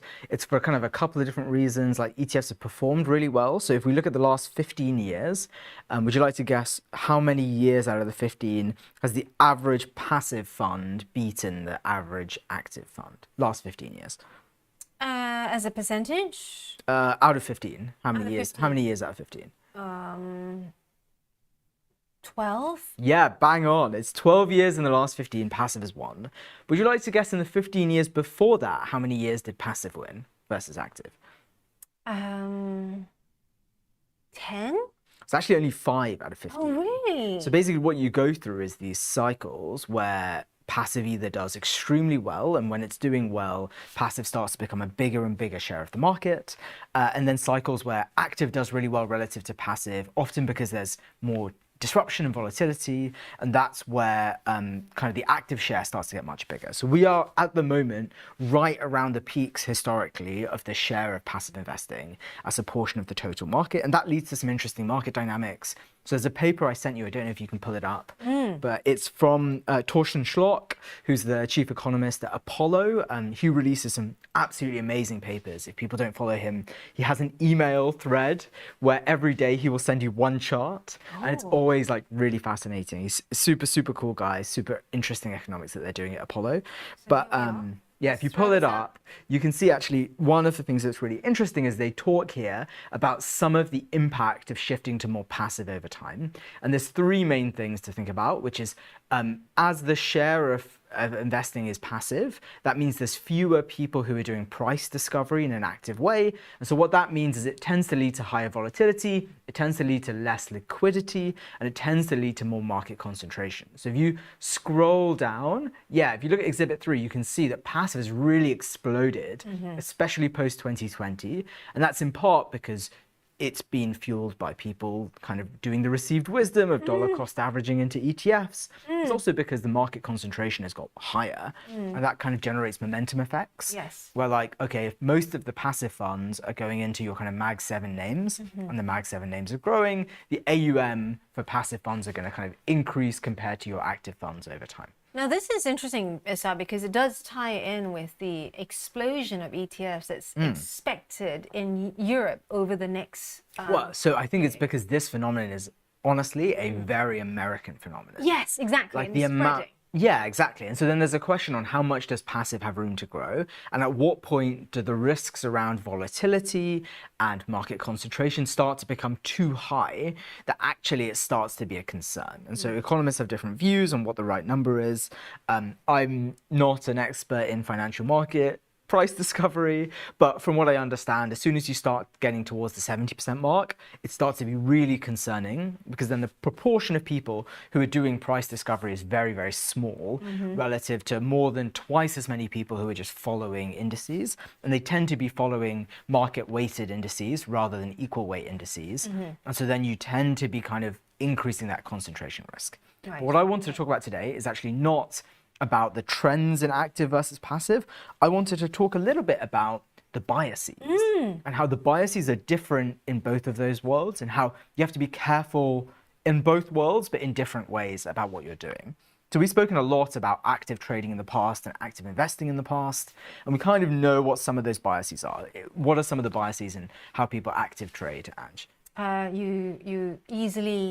You're probably more likely to get triggered or Yeah. tilted. We talk about that a lot here, Trader Friends. Yeah, so emotions can be a big generator of biases. We spoke about being tilted. Yeah. If people don't remember, the word tilted comes from pinball machines, which is really bizarre. I learned that from you, actually. Yeah, but Makes it's used a lot in poker and it's used a lot in video gaming, but it basically means being in a heightened emotional state, which then kind of harms your decision-making ability. So that's one big bias. Another big bias is around overconfidence. Yeah. Another one around confirmation bias. We know that we have loss aversion. We have kind of escalating commitment to bad ideas, so you tend to move the goalpost once you've open a trade. I think those are all pretty well known. I think a second set of biases to do with active investing that are worth being aware of is people who are investing via hedge funds or via kind of actively managed money managers are often paying really high fees. So if you're in a 2 and 20 model, St. James's Place. like extraordinarily high fees, right? And so there's some interesting psychology around hidden fees and fees that are not very salient. And basically what happens is, especially for investing funds, people anchor on what the fund return is, not what their net of fees return is. And so what you find is that people then kind of misestimate how much returns they're expecting to get. And honestly, 2% fees per year, even excluding the 20% of profits, can really kill you over the longer term, kill your returns in terms of compounding. So there are kind of active biases in just generally trading. There's some biases around fees, especially if the money is actively managed by someone else. But actually, there are some biases in passive investing as well, which is kind of interesting. And this is especially interesting because, like, it's now kind of received wisdom that what you should do is dollar cost average into an ETF, like S&P, the SPY, or dollar cost average into your kind of VOO, Vanguard low cost ETFs. And those are definitely strategies that return. managed dollar averaging. You have like a special. I have. Okay, can we cover some of the biases and then have a look at it? Because I'm super curious what's actually in that portfolio. Very simple. I imagine it's some bonds, maybe some Well, global. No, it's actually really? more like dividends. But let's go interesting. through this first. Cool. Right. Yeah. We'll come back to it in a second. So I think there's this received wisdom that the right thing to do is to just passive invest. And I think you should always be careful when you hear things as received wisdom. That doesn't mean they're wrong. And actually, I have a large part of my kind of buy and hold portfolio is just boringly DCA'd into an ETF. I use VOO, which is Vanguard's low cost ETF. I think the problem with received wisdom is when everyone is doing it, then you're subject to potentially quite large volatile moves. So we've spoken a little bit about how passive investing can generate more volatility. But one of the things that's really interesting is actually passive investors, dollar cost averagers, tend to underperform the indices that they are investing into, which is such a weird phenomenon. That's weird. So you're like, why is that true? How can that be? Well, the answer is because during drawdowns, people tend to pull out money.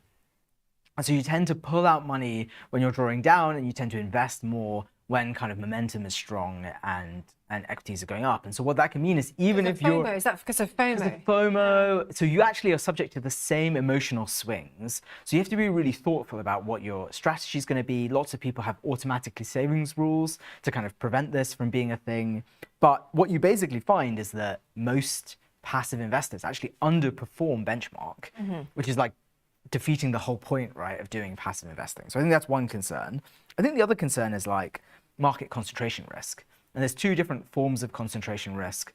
One is that people tend to prefer to invest in market cap weighted indices. And actually a lot of that money is now going to a very small number of companies, like your Mag 7 companies, right?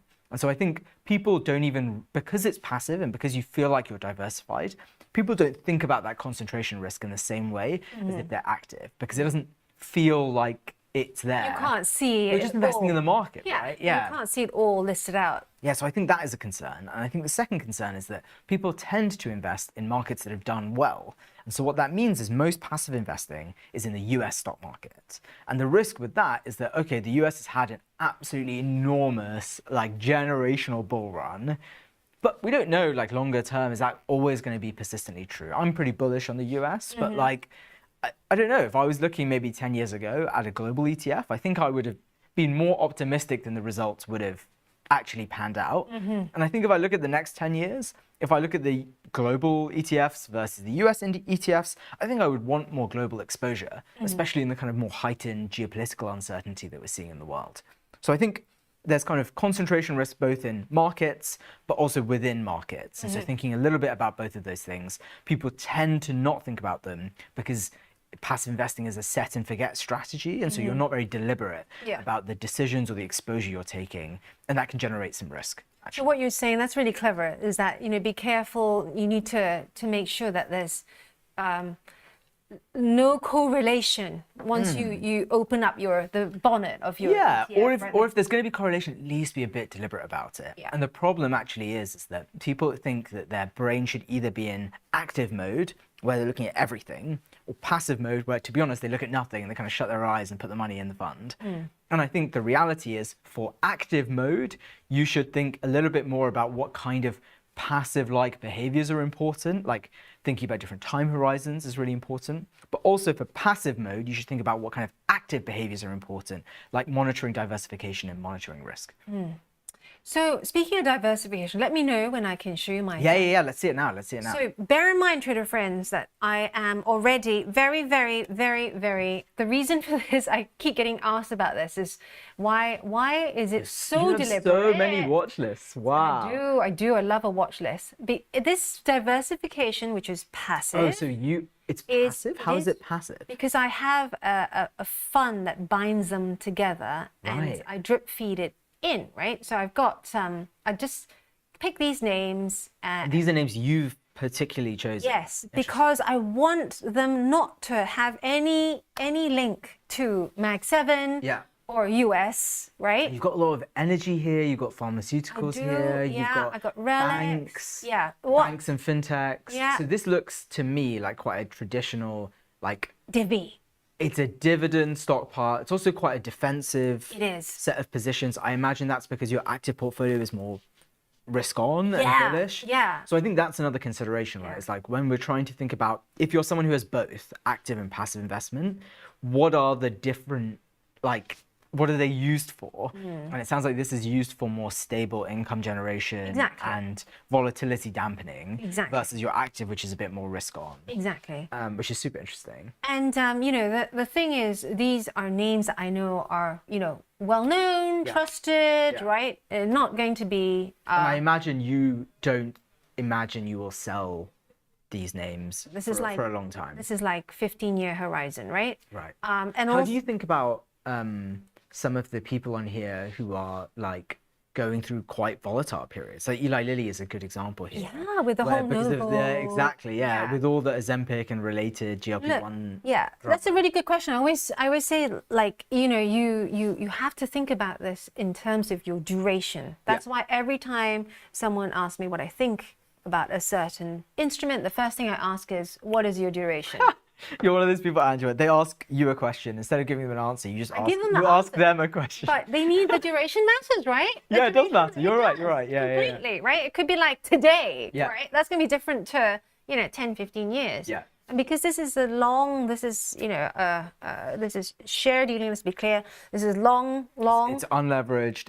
It's long-term buy and hold. Yeah, exactly. You're optimizing for a totally different thing to maybe some of your shorter-term trades. Yeah, and as you rightly said, it's more like dampening and making sure I'm not completely all my eggs in one basket with Max 7, because you know that I have a lot of. Yeah, and I think it's interesting to see someone like you who has quite a active trading portfolio still have quite a deliberate, thoughtful investing approach that is parallel and almost separate and thought about in a very different way. I think it's of course best practice, but it's always nice to actually like see it. Yeah. And also it helps with the emotional discipline, right? So for longer term, I would say, you can ride out these blips, right? If we look at the main indices, even like let's have a look at the Dow Industrials, for example. Yeah. Over the long term, if you're someone who's not going to be moving, let's just go to monthly. Yeah. It's I mean, a real. Wow, what a bull run though. That's crazy. Other than these, blips along the way, it has. This is one way, right? Yeah, I mean, Tom often talks about random walk with positive drift, right? That's exactly what this is. Random walk with positive drift. Exactly.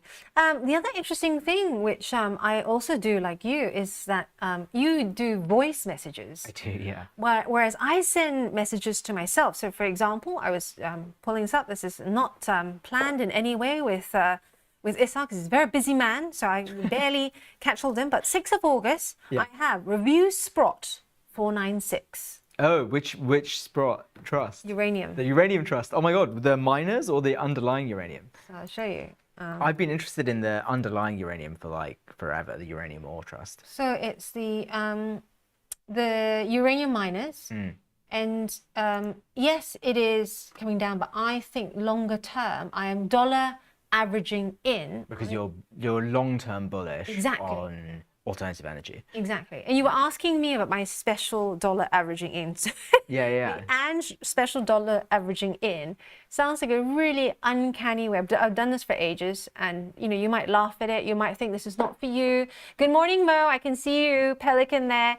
MP Material still finding hard. He came for the trading event that we were at. Oh, cool. Yeah. Yeah. And so every time I have a bad day or a bad moment, I think, what would future Ange do? And I then check the price. If it's down at a level that I like for either Sprott or like now I'm dollar averaging into NATO again as well, I then put 100 in. Some days when I've had like 4 bad days, it's like 400 pounds straight in, right? So it's almost like it's like a gift to your future self. Gift to future Ange, right? Obviously, don't do it blindly. I wait for like a day when the share price is down to a level that is amenable. Sure. But you can't call a top, and it's impossible to call a bottom. For sure. So we actually just got a great question from Arsax, which is, in indices, non-performing stocks are replaced. So I actually think this is the benefit of passive ETF-based investing, right? Is that actually the ETF does well over time because its composition changes to reflect who's doing well at that time. And so I think it's a spot on point that is the benefit. There is some interesting like inefficiencies with ETFs, which is often tell me. Well, so there's this like fact that basically to get into an ETF, you have to have basically recently had a bit of a run up. So what that means is if you're looking at index rebalancing, on the margin, it's a very small effect, but on the margin, there's a bit of inefficiency because the companies that are being added to indices generally have just come off a really strong run, and companies that are being pulled off the indices, have just come off a week run. So what that kind of means is short term, you're doing a bit of buying high and selling low, which is obviously never good for your returns. But actually that's a very, very small effect. So I think it's something like, if you look at the last kind of 30 years or so of indices, your average return in the US is something like 9%. The index rebalancing has an effect of somewhere in the region of 0.3 or 0.4% of a hit to those returns, which is not nothing, but it's not totally crazy. And so I think part of why those returns are so consistent and so robust has been because the non-performing stocks are replaced. The problem we have is that actually that leads to concentration risk. And so you have Mag 7 taking up a bigger and bigger share. It's like something. It's hard to get away from it. You know? Right. Well, it's more than $1 in $3 that go into an ETF are really just going to a very small number of companies. And so I think the question you really have to ask yourself is, what are you passive investing for? Is it for growth? In which case concentration might not be your biggest concern, but then you have to be super careful about not pulling it out during drawdowns. Or are you doing it for diversification, in which case maybe you want to look at an equal weighted index. I actually invest in S&P equal weight recently. I think that's a nice alternative hedging option. Or you can look at global indices rather than just US focused indices. One other interesting question that we had as well is that, is there an optimum time? Let's say you're not dollar averaging and you want to like put one huge chunk into an ETF in one go. Is there an optimum time? Was it the famous phrase, time in market rather than timing market? Yeah. I think the traditional answer, so a lot of the original research done by this was done like quite a long time ago by a bunch of economists, and then the original paper that was written was then read by a guy called Jim Bogle, and then Jim Bogle was the first guy to design an ETF, and it kind of exploded in popularity. There's a funny subreddit called Bogleheads, if you're interested, of people who just do ETF investing. Nice. But essentially, I think the idea is the earlier the better. And the more patient you can be, the more you can feel confident about longer term getting those returns. I think the reason you would dollar cost average is to try and mitigate some of the short term volatility that you would get from kind of a lump sum investment at any point in time. Here we are, just putting up the Bogle heads. Is this the one? Yeah, exactly. Fantastic. So these are people all talking about ETF investing. You can also go to reddit.com/r/Bogleheads, and then that will also have a bunch of like people talking about how to do ETF building and portfolio building. Nice. Some of the ETF peeps that I know have said if you're putting in a big amount, they say the rule of thumb is to make sure you try and miss high volume periods. And by that, they mean, don't do it at the very start of the European trading day or the Wall Street, open. I'm sure there's like good back testing of this. It's all too sophisticated for me, which is why I think for my passive stuff, in or out, like DCA, like trying to automate to some degree. I think that helps mitigate some of the biases that we spoke about. How about risk tolerance? We talk about this quite a bit, right? Risk reward. How would you quantify sort of, whether or not the risk tolerance and management for active investors, do they in general take on higher risk, right, than passive investors? Yeah. Well, I think most active investors have a portion of their money passive. So I think you really have to think about risk in a few different dimensions. There's risk in geographic risk. Are you like overly concentrated in certain markets? There's risk in terms of asset mix. So are you long bonds as well as long equity? If so, what is the ratio between those things? Are you long crypto? What's the share of your portfolio that's crypto because it's more volatile? Are you long commodities? I think a lot of people have absolutely no commodities exposure. And so I think thinking about your asset mix is really important. I think the third thing to do is think about the mix between active and passive. So if you're doing both, do you think like you should have like 50-50, 60-40, and how do you think about what the mix is, what will impact that mix over time? And then having the discipline to regularly reassess if that makes sense is really, really important. So I think all of those things key. And then within your active portfolio, we always talk about position sizing is like really important. So if you're feeling like any one position is too much of your portfolio, downsize, and then think about your risk management, think about your time horizon, think about pre-agreeing your exit plans, and like understanding the thesis of why you're making a trade. Sending messages to future Ange. Yeah, exactly. Speaking of which, do you prescribe to the, Rich and I get asked about this a lot, and how often do you look at your passive portfolio? I look at it like going to the dentist or the hygienist. Yeah, I look at it once a quarter, but I only make changes to it once a year. Oh, interesting. And yeah, because I think because I like to check. It's probably a bad habit. It's one of those funny things where, like, as a psychologist, I know checking things like a passive portfolio more frequently actually just generates negative emotional sentiment. So, but I still do it because it's a bad habit, and because I'm someone who likes to have the information, I tend to do it. Yeah. But I try to only make major changes to the portfolio once a year.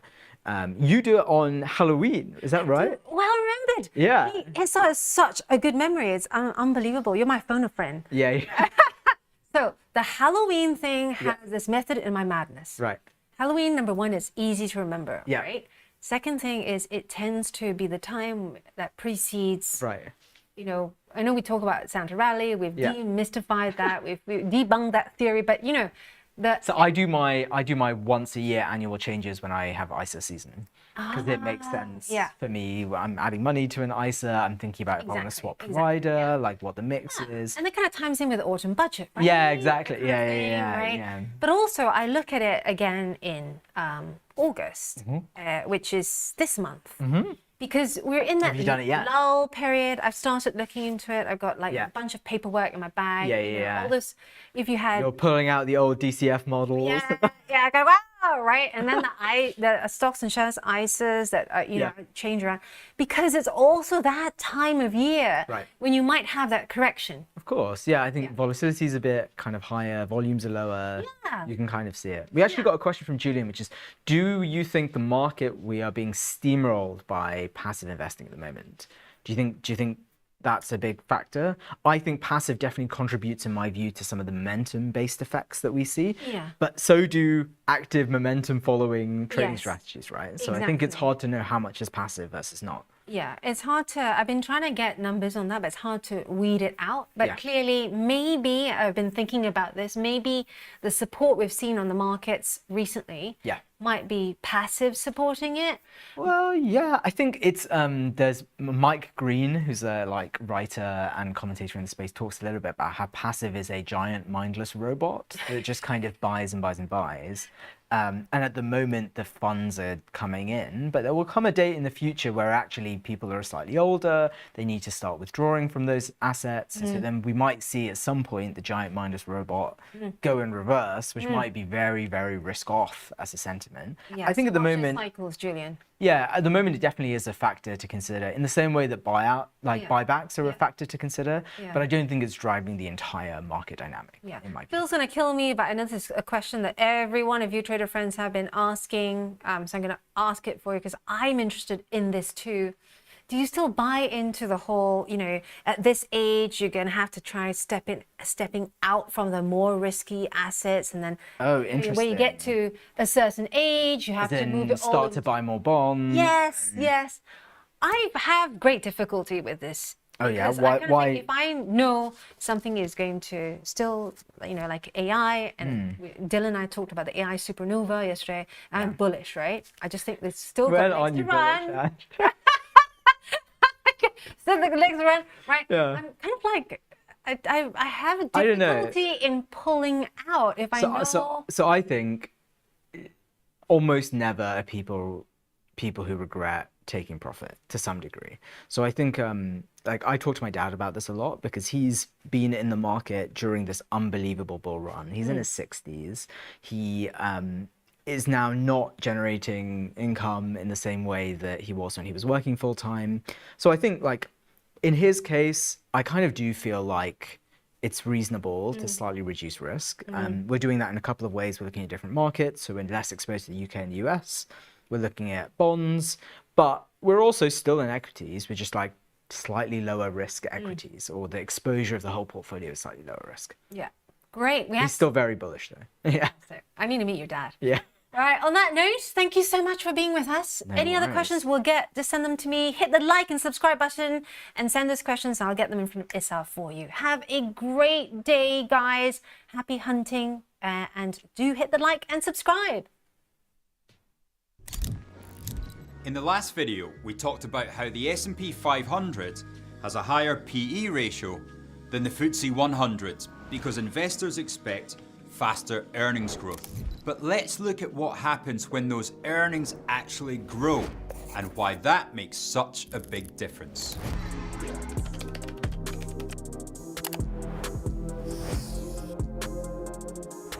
Here's the S&P 500 in year one. Its PE ratio is 24 times, which means investors are paying 24 times the earnings to buy shares. This tower represents the share price. The height of each block reflects the unit of earnings needed to support that valuation. Now, let's jump forward to year two. The share price hasn't changed.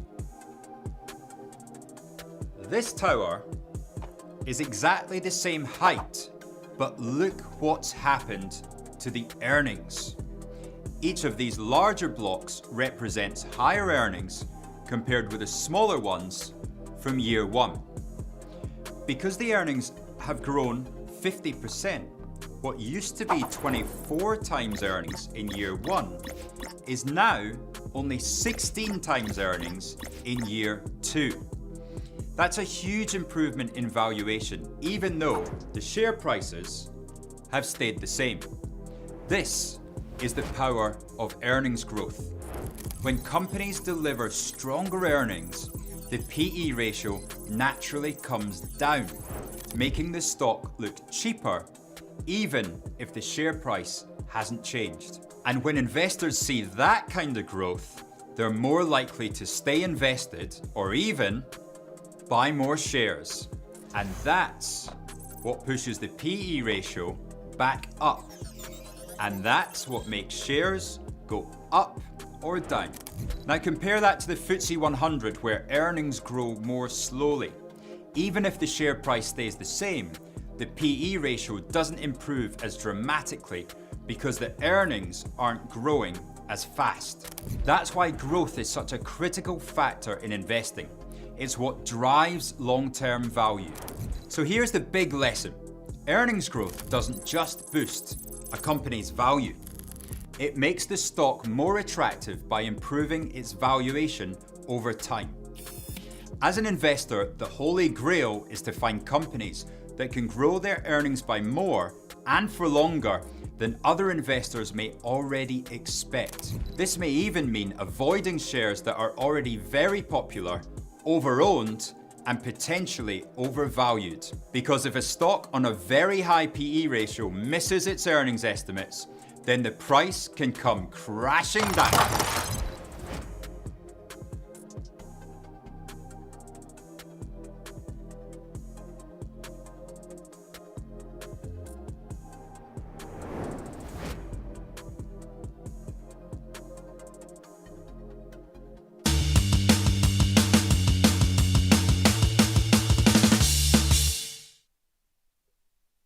Welcome back to Man vs. Machine. This is the show where a multi-billion-dollar AI system goes head-to-head with human intuition to try and answer the question, should you take investment advice from ChatGPT? So to recap how this works, it's pretty simple. We've got some basic rules in place for consistency. Each week, Aaron and I put ourselves in the shoes of a UK investor and we try and ask ChatGPT for investment guidance. We use just two prompts. The first is a market analysis prompt and the second is an investment allocation prompt. We then take that AI portfolio and we try and enhance it ourselves. 2 weeks back, we built the first foundation portfolio using those prompts. And then in episode 2, just 1 week later, ChatGPT went for a rebalance. So Aaron, let's pick up where we left off last week. Absolutely. So if we just put our slides on screen, you'll see that these are the current rules that we have for the portfolio. So if we just go back one slide, perfect, thank you. We can see that we provide a comprehensive rundown of market conditions, which the AI system provides. We then give the AI, a prompt to make any changes to the portfolio, and then we see and implement those changes into our system. And these are the rules. So long only, no leverage, max 50% in one ETF, max 20% in one stock. And we're up against the 80% world, equal weight world, plus 20% in cash. So a mixed index, which reflects broadly our asset allocation. If we just dive into results, well, firstly, before the results, here are our holdings in the AI portfolio. So that's our latest portfolio composition. So 80% in equity broadly, a little bit in gold, and also a little bit in short-dated bonds. What changes did we make on that AI portfolio last week? So prior to that, we introduced gold, and we also introduced the UK dividend fund, which was on AI's suggestions. So yeah, some interesting changes there. And this is our human portfolio. So this is the one that Martin and I have constructed. We've gone for a more geographical spread of assets. So, across FTSE, Europe, emerging markets, NASDAQ, with a little bit of thematic exposure in defense, one single stock in Shell there. And I think we're going to go into the results a little bit. So here are our results for the week. So, we're outperforming, most importantly, since the inception date. So we're up 0.7%, above our benchmark, and also, most importantly, above the AI competitor we're up against. The past week, we were down slightly. So was AI, so was the benchmark. We're down just marginally. So that's, underperforming the benchmark slightly, and also underperforming AI, but only 4 basis points. So, right. In the last week, we've underperformed both benchmark and AI. Well done to AI, almost hugging that benchmark. Yeah. What are we thinking at this point? Well, I mean, it's quite interesting to look at the benchmark, because we know that, as I mentioned before, and as you can see on the screen, it's 80% world equal weight, 20% in cash. So it tends to be slightly less volatile, because we don't have huge amounts in one indices that many other indices have, or benchmarks have. If we look at just the world index, it's something like 60-70% US stocks. This will obviously it will be slightly higher than that, because US equities have performed strongly, so before this index is rebalanced, that it might have a little bit more exposure, but it's not going to be as high as 70% exposure. And we saw the US have a bit of a wobble last week, which is sort of reflected, I think, both in AI's performance and the human performance. So we're both at the behest of US equity wobbles. I think exactly what you're talking about in terms of US wobble. Some bit of cautious news last week. We saw Trump also firing the person who collates all of the economic data, also choosing to move 2 nuclear submarines into Russian waters based on some sort of aggressive tweets. I think he posted that on Truth Social. I think let's get into the meat of this, though, on performance. Yes. I think you've prepared something for us. Well, I think we need to ask ChatGPT what it thinks of our performance or theirs. So I'm going to ask ChatGPT now, because we've got a live one with us. ChatGPT, what do you think of the human portfolio versus your portfolio so far? Hey there. Sure, let's dive in. On the human side, I think their portfolio is showing some solid decision making. They've managed to maintain that slight edge, and it looks like their picks, like those US tech stocks and maybe a bit of that defensive positioning, are paying off in the longer run. It's a good mix of growth and some stability. As for the AI portfolio results, I'd say it's doing pretty well overall too. It's only a bit behind the human portfolio, and it's still outperforming a benchmark, which is a good sign. The thematic picks like clean energy and defense have their ups and downs, but they're still contributing positively. In short, both portfolios are doing a pretty good job so far, and it's interesting to see how each approach is playing out. Okay. So I think AI, not only is it beating us in the portfolios, it's also ready to take over the show. Well, I mean, I'm gonna. What a delivery! I'm gonna disagree. It did say that we made some solid decisions in our portfolio making, which I'll take as a very strong compliment from ChatGPT. So thank you very much to AI for complimenting us. But also, I think we better now decipher why the portfolios performed as they did, and sort of go in a more granular view. So if we put up the performance drivers of, firstly, AI, see that gold had a really, really strong week last week, and some of the individual stock picks also did well, so Lockheed Martin and so on and so forth. But one I want to touch on is the UK dividend, which was a new ad. Only 50 stocks in this ETF, and it just had a really strong week. It's got some really strong names: Legal and General, Aviva, some of the big insurers which have done well recently. So I think for the viewers, what is the UK dividend ETF doing separately to just a FTSE ETF? Well, it's probably screening slightly more for quality, I'd say, this ETF, this index as well.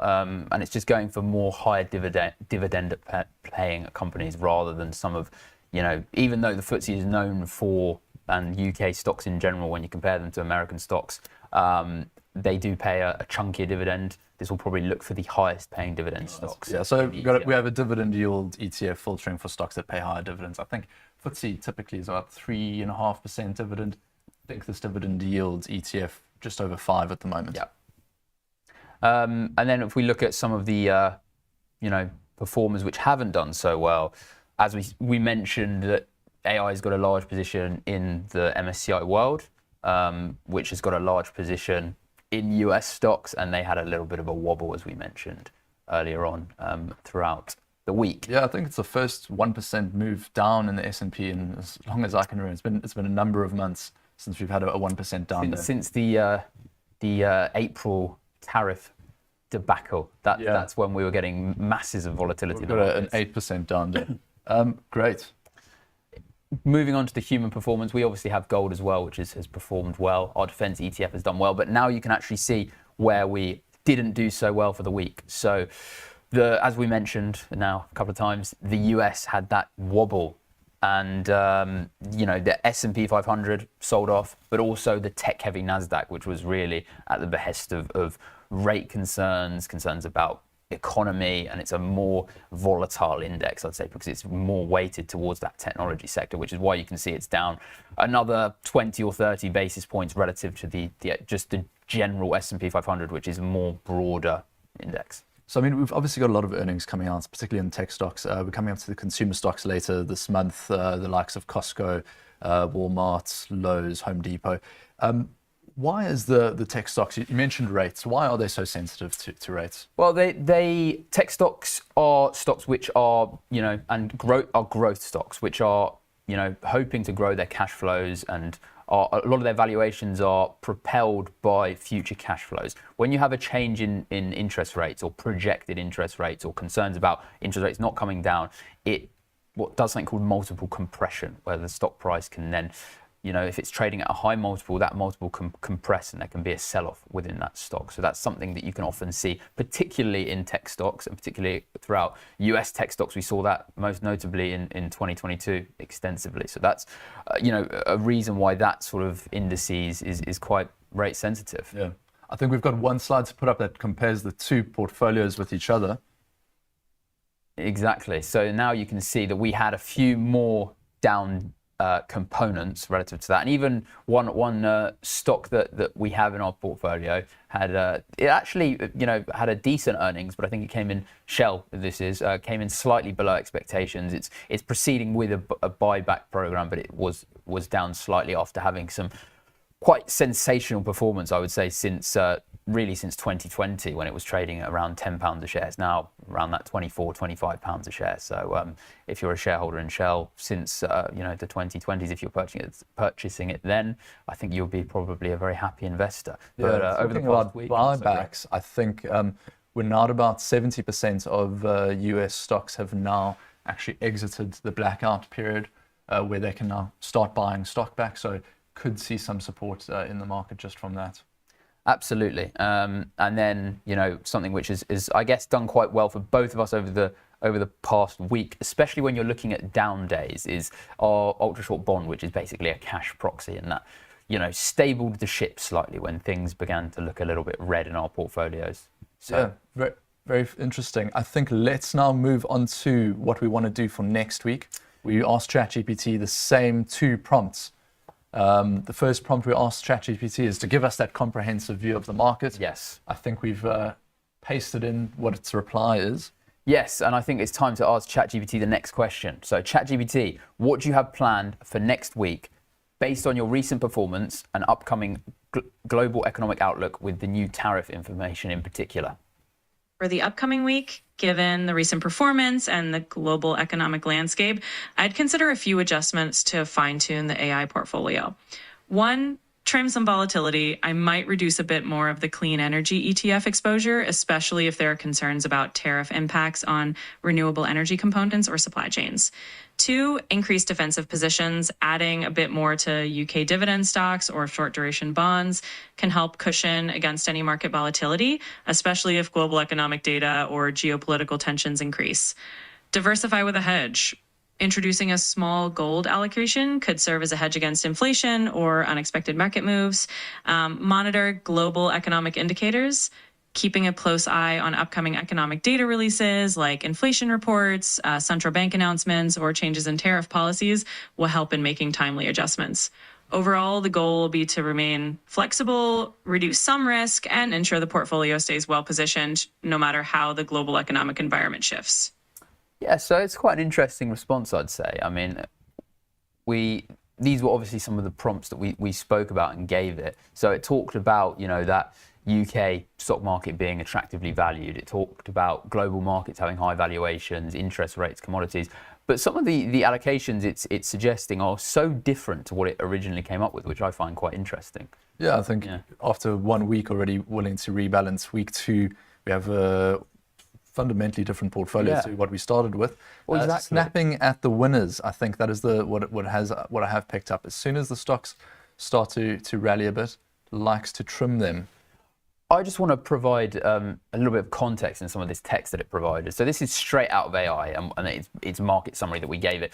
It says that the UK economy is growing moderately. It actually contracted a bit in May, and it only grew 0.7% for the quarter. So I think it's some of the data that's come out of it is, slightly misconstrued perhaps. So that's why I'm always team human, certainly for this task, because we can have a look at lots of different data and make, decisions based on that. And I will 100% agree with it, though. Valuations in the UK are attractive, but is the UK economy growing moderately? Well, I think it's been showing signs of a little bit of wobbly. Easing inflation and stable consumer demand.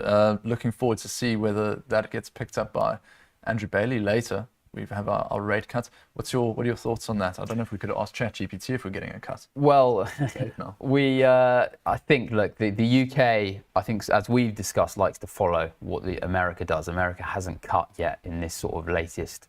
I mean, it's cut since its peak, but it hasn't cut recently, and it's held rates. So I would expect the UK to hold rates.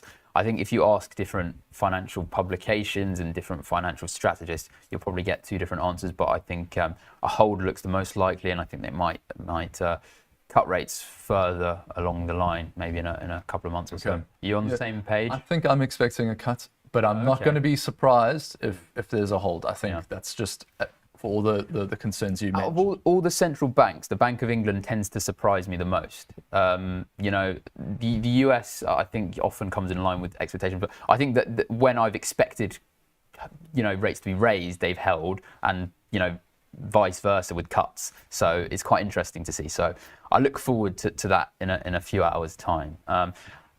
Think now we should probably have a look at what they're suggesting for next week. Let's have a look at the rebalance portfolio. So this is prompt 2. Yes. Based on that market information that we just got from ChatGPT, what do you make changes to the portfolio? So we heard from ChatGPT that it wants to add defensiveness. It said defense, but it was talking about portfolio defense rather than defense stocks, because it's actually decided to trim defense stocks, ironically. So perhaps not the best use of words from ChatGPT there. But we can see that it's trimmed defensive stocks, and it's also trimmed a little bit of cash, which is quite interesting because it was talking about being defensive, but it's cut cash by 3 percentage points. Allocated a bit more to gold, which I think is quite a sensible move. We've done sort of similar when we started the portfolio. Added UK domestic growth. So the FTSE 250, this index tracks, it's a Vanguard index. So you've got companies like Burberry, Greggs, probably Watches of Switzerland, those sort of companies, really, small mid-cap. All right, yeah, so we've got 2% now in that UK mid-cap ETF. Fascinating that it's, I think when you've spoken to them, we've told it's a UK investor. Yeah. I don't know if that is maybe getting at this exaggerated UK move. Potentially. I mean, there's some good companies in there, but it's a really high beta position. And what that means is that it can be quite sensitive to data, to changes, to market moves. It's more sensitive than maybe a more defensive position. What is it really so sensitive to? Well, it can be firstly interest rates, growth, sort of even geopolitical conflict news. They're more sensitive equities on aggregate and in general, I'd say. Added a little bit more to the UK dividend. I felt that it probably, from its perspective, imagined that its UK bias was probably too small for its liking. So that's probably why it decided to add to that region. Anything that surprises you? I think the same message, which is just, that cuts in Lockheed Martin been performing really well for it. Next Era Energy, that performed well in week 1. Yes. Cut down on that. Lockheed Martin performed well. It's now cut down on that. So really quick to take off some of the winners. Interesting to see how the base of that portfolio was this capped world ETF, very diversified, and now going for even trying to get some more, as they mentioned, defensive positioning, diversifying further. Let's see how this performs. Yeah. I think we've got 2 weeks worth of not backtested data, 2 weeks worth of performance data. So far, we're up slightly.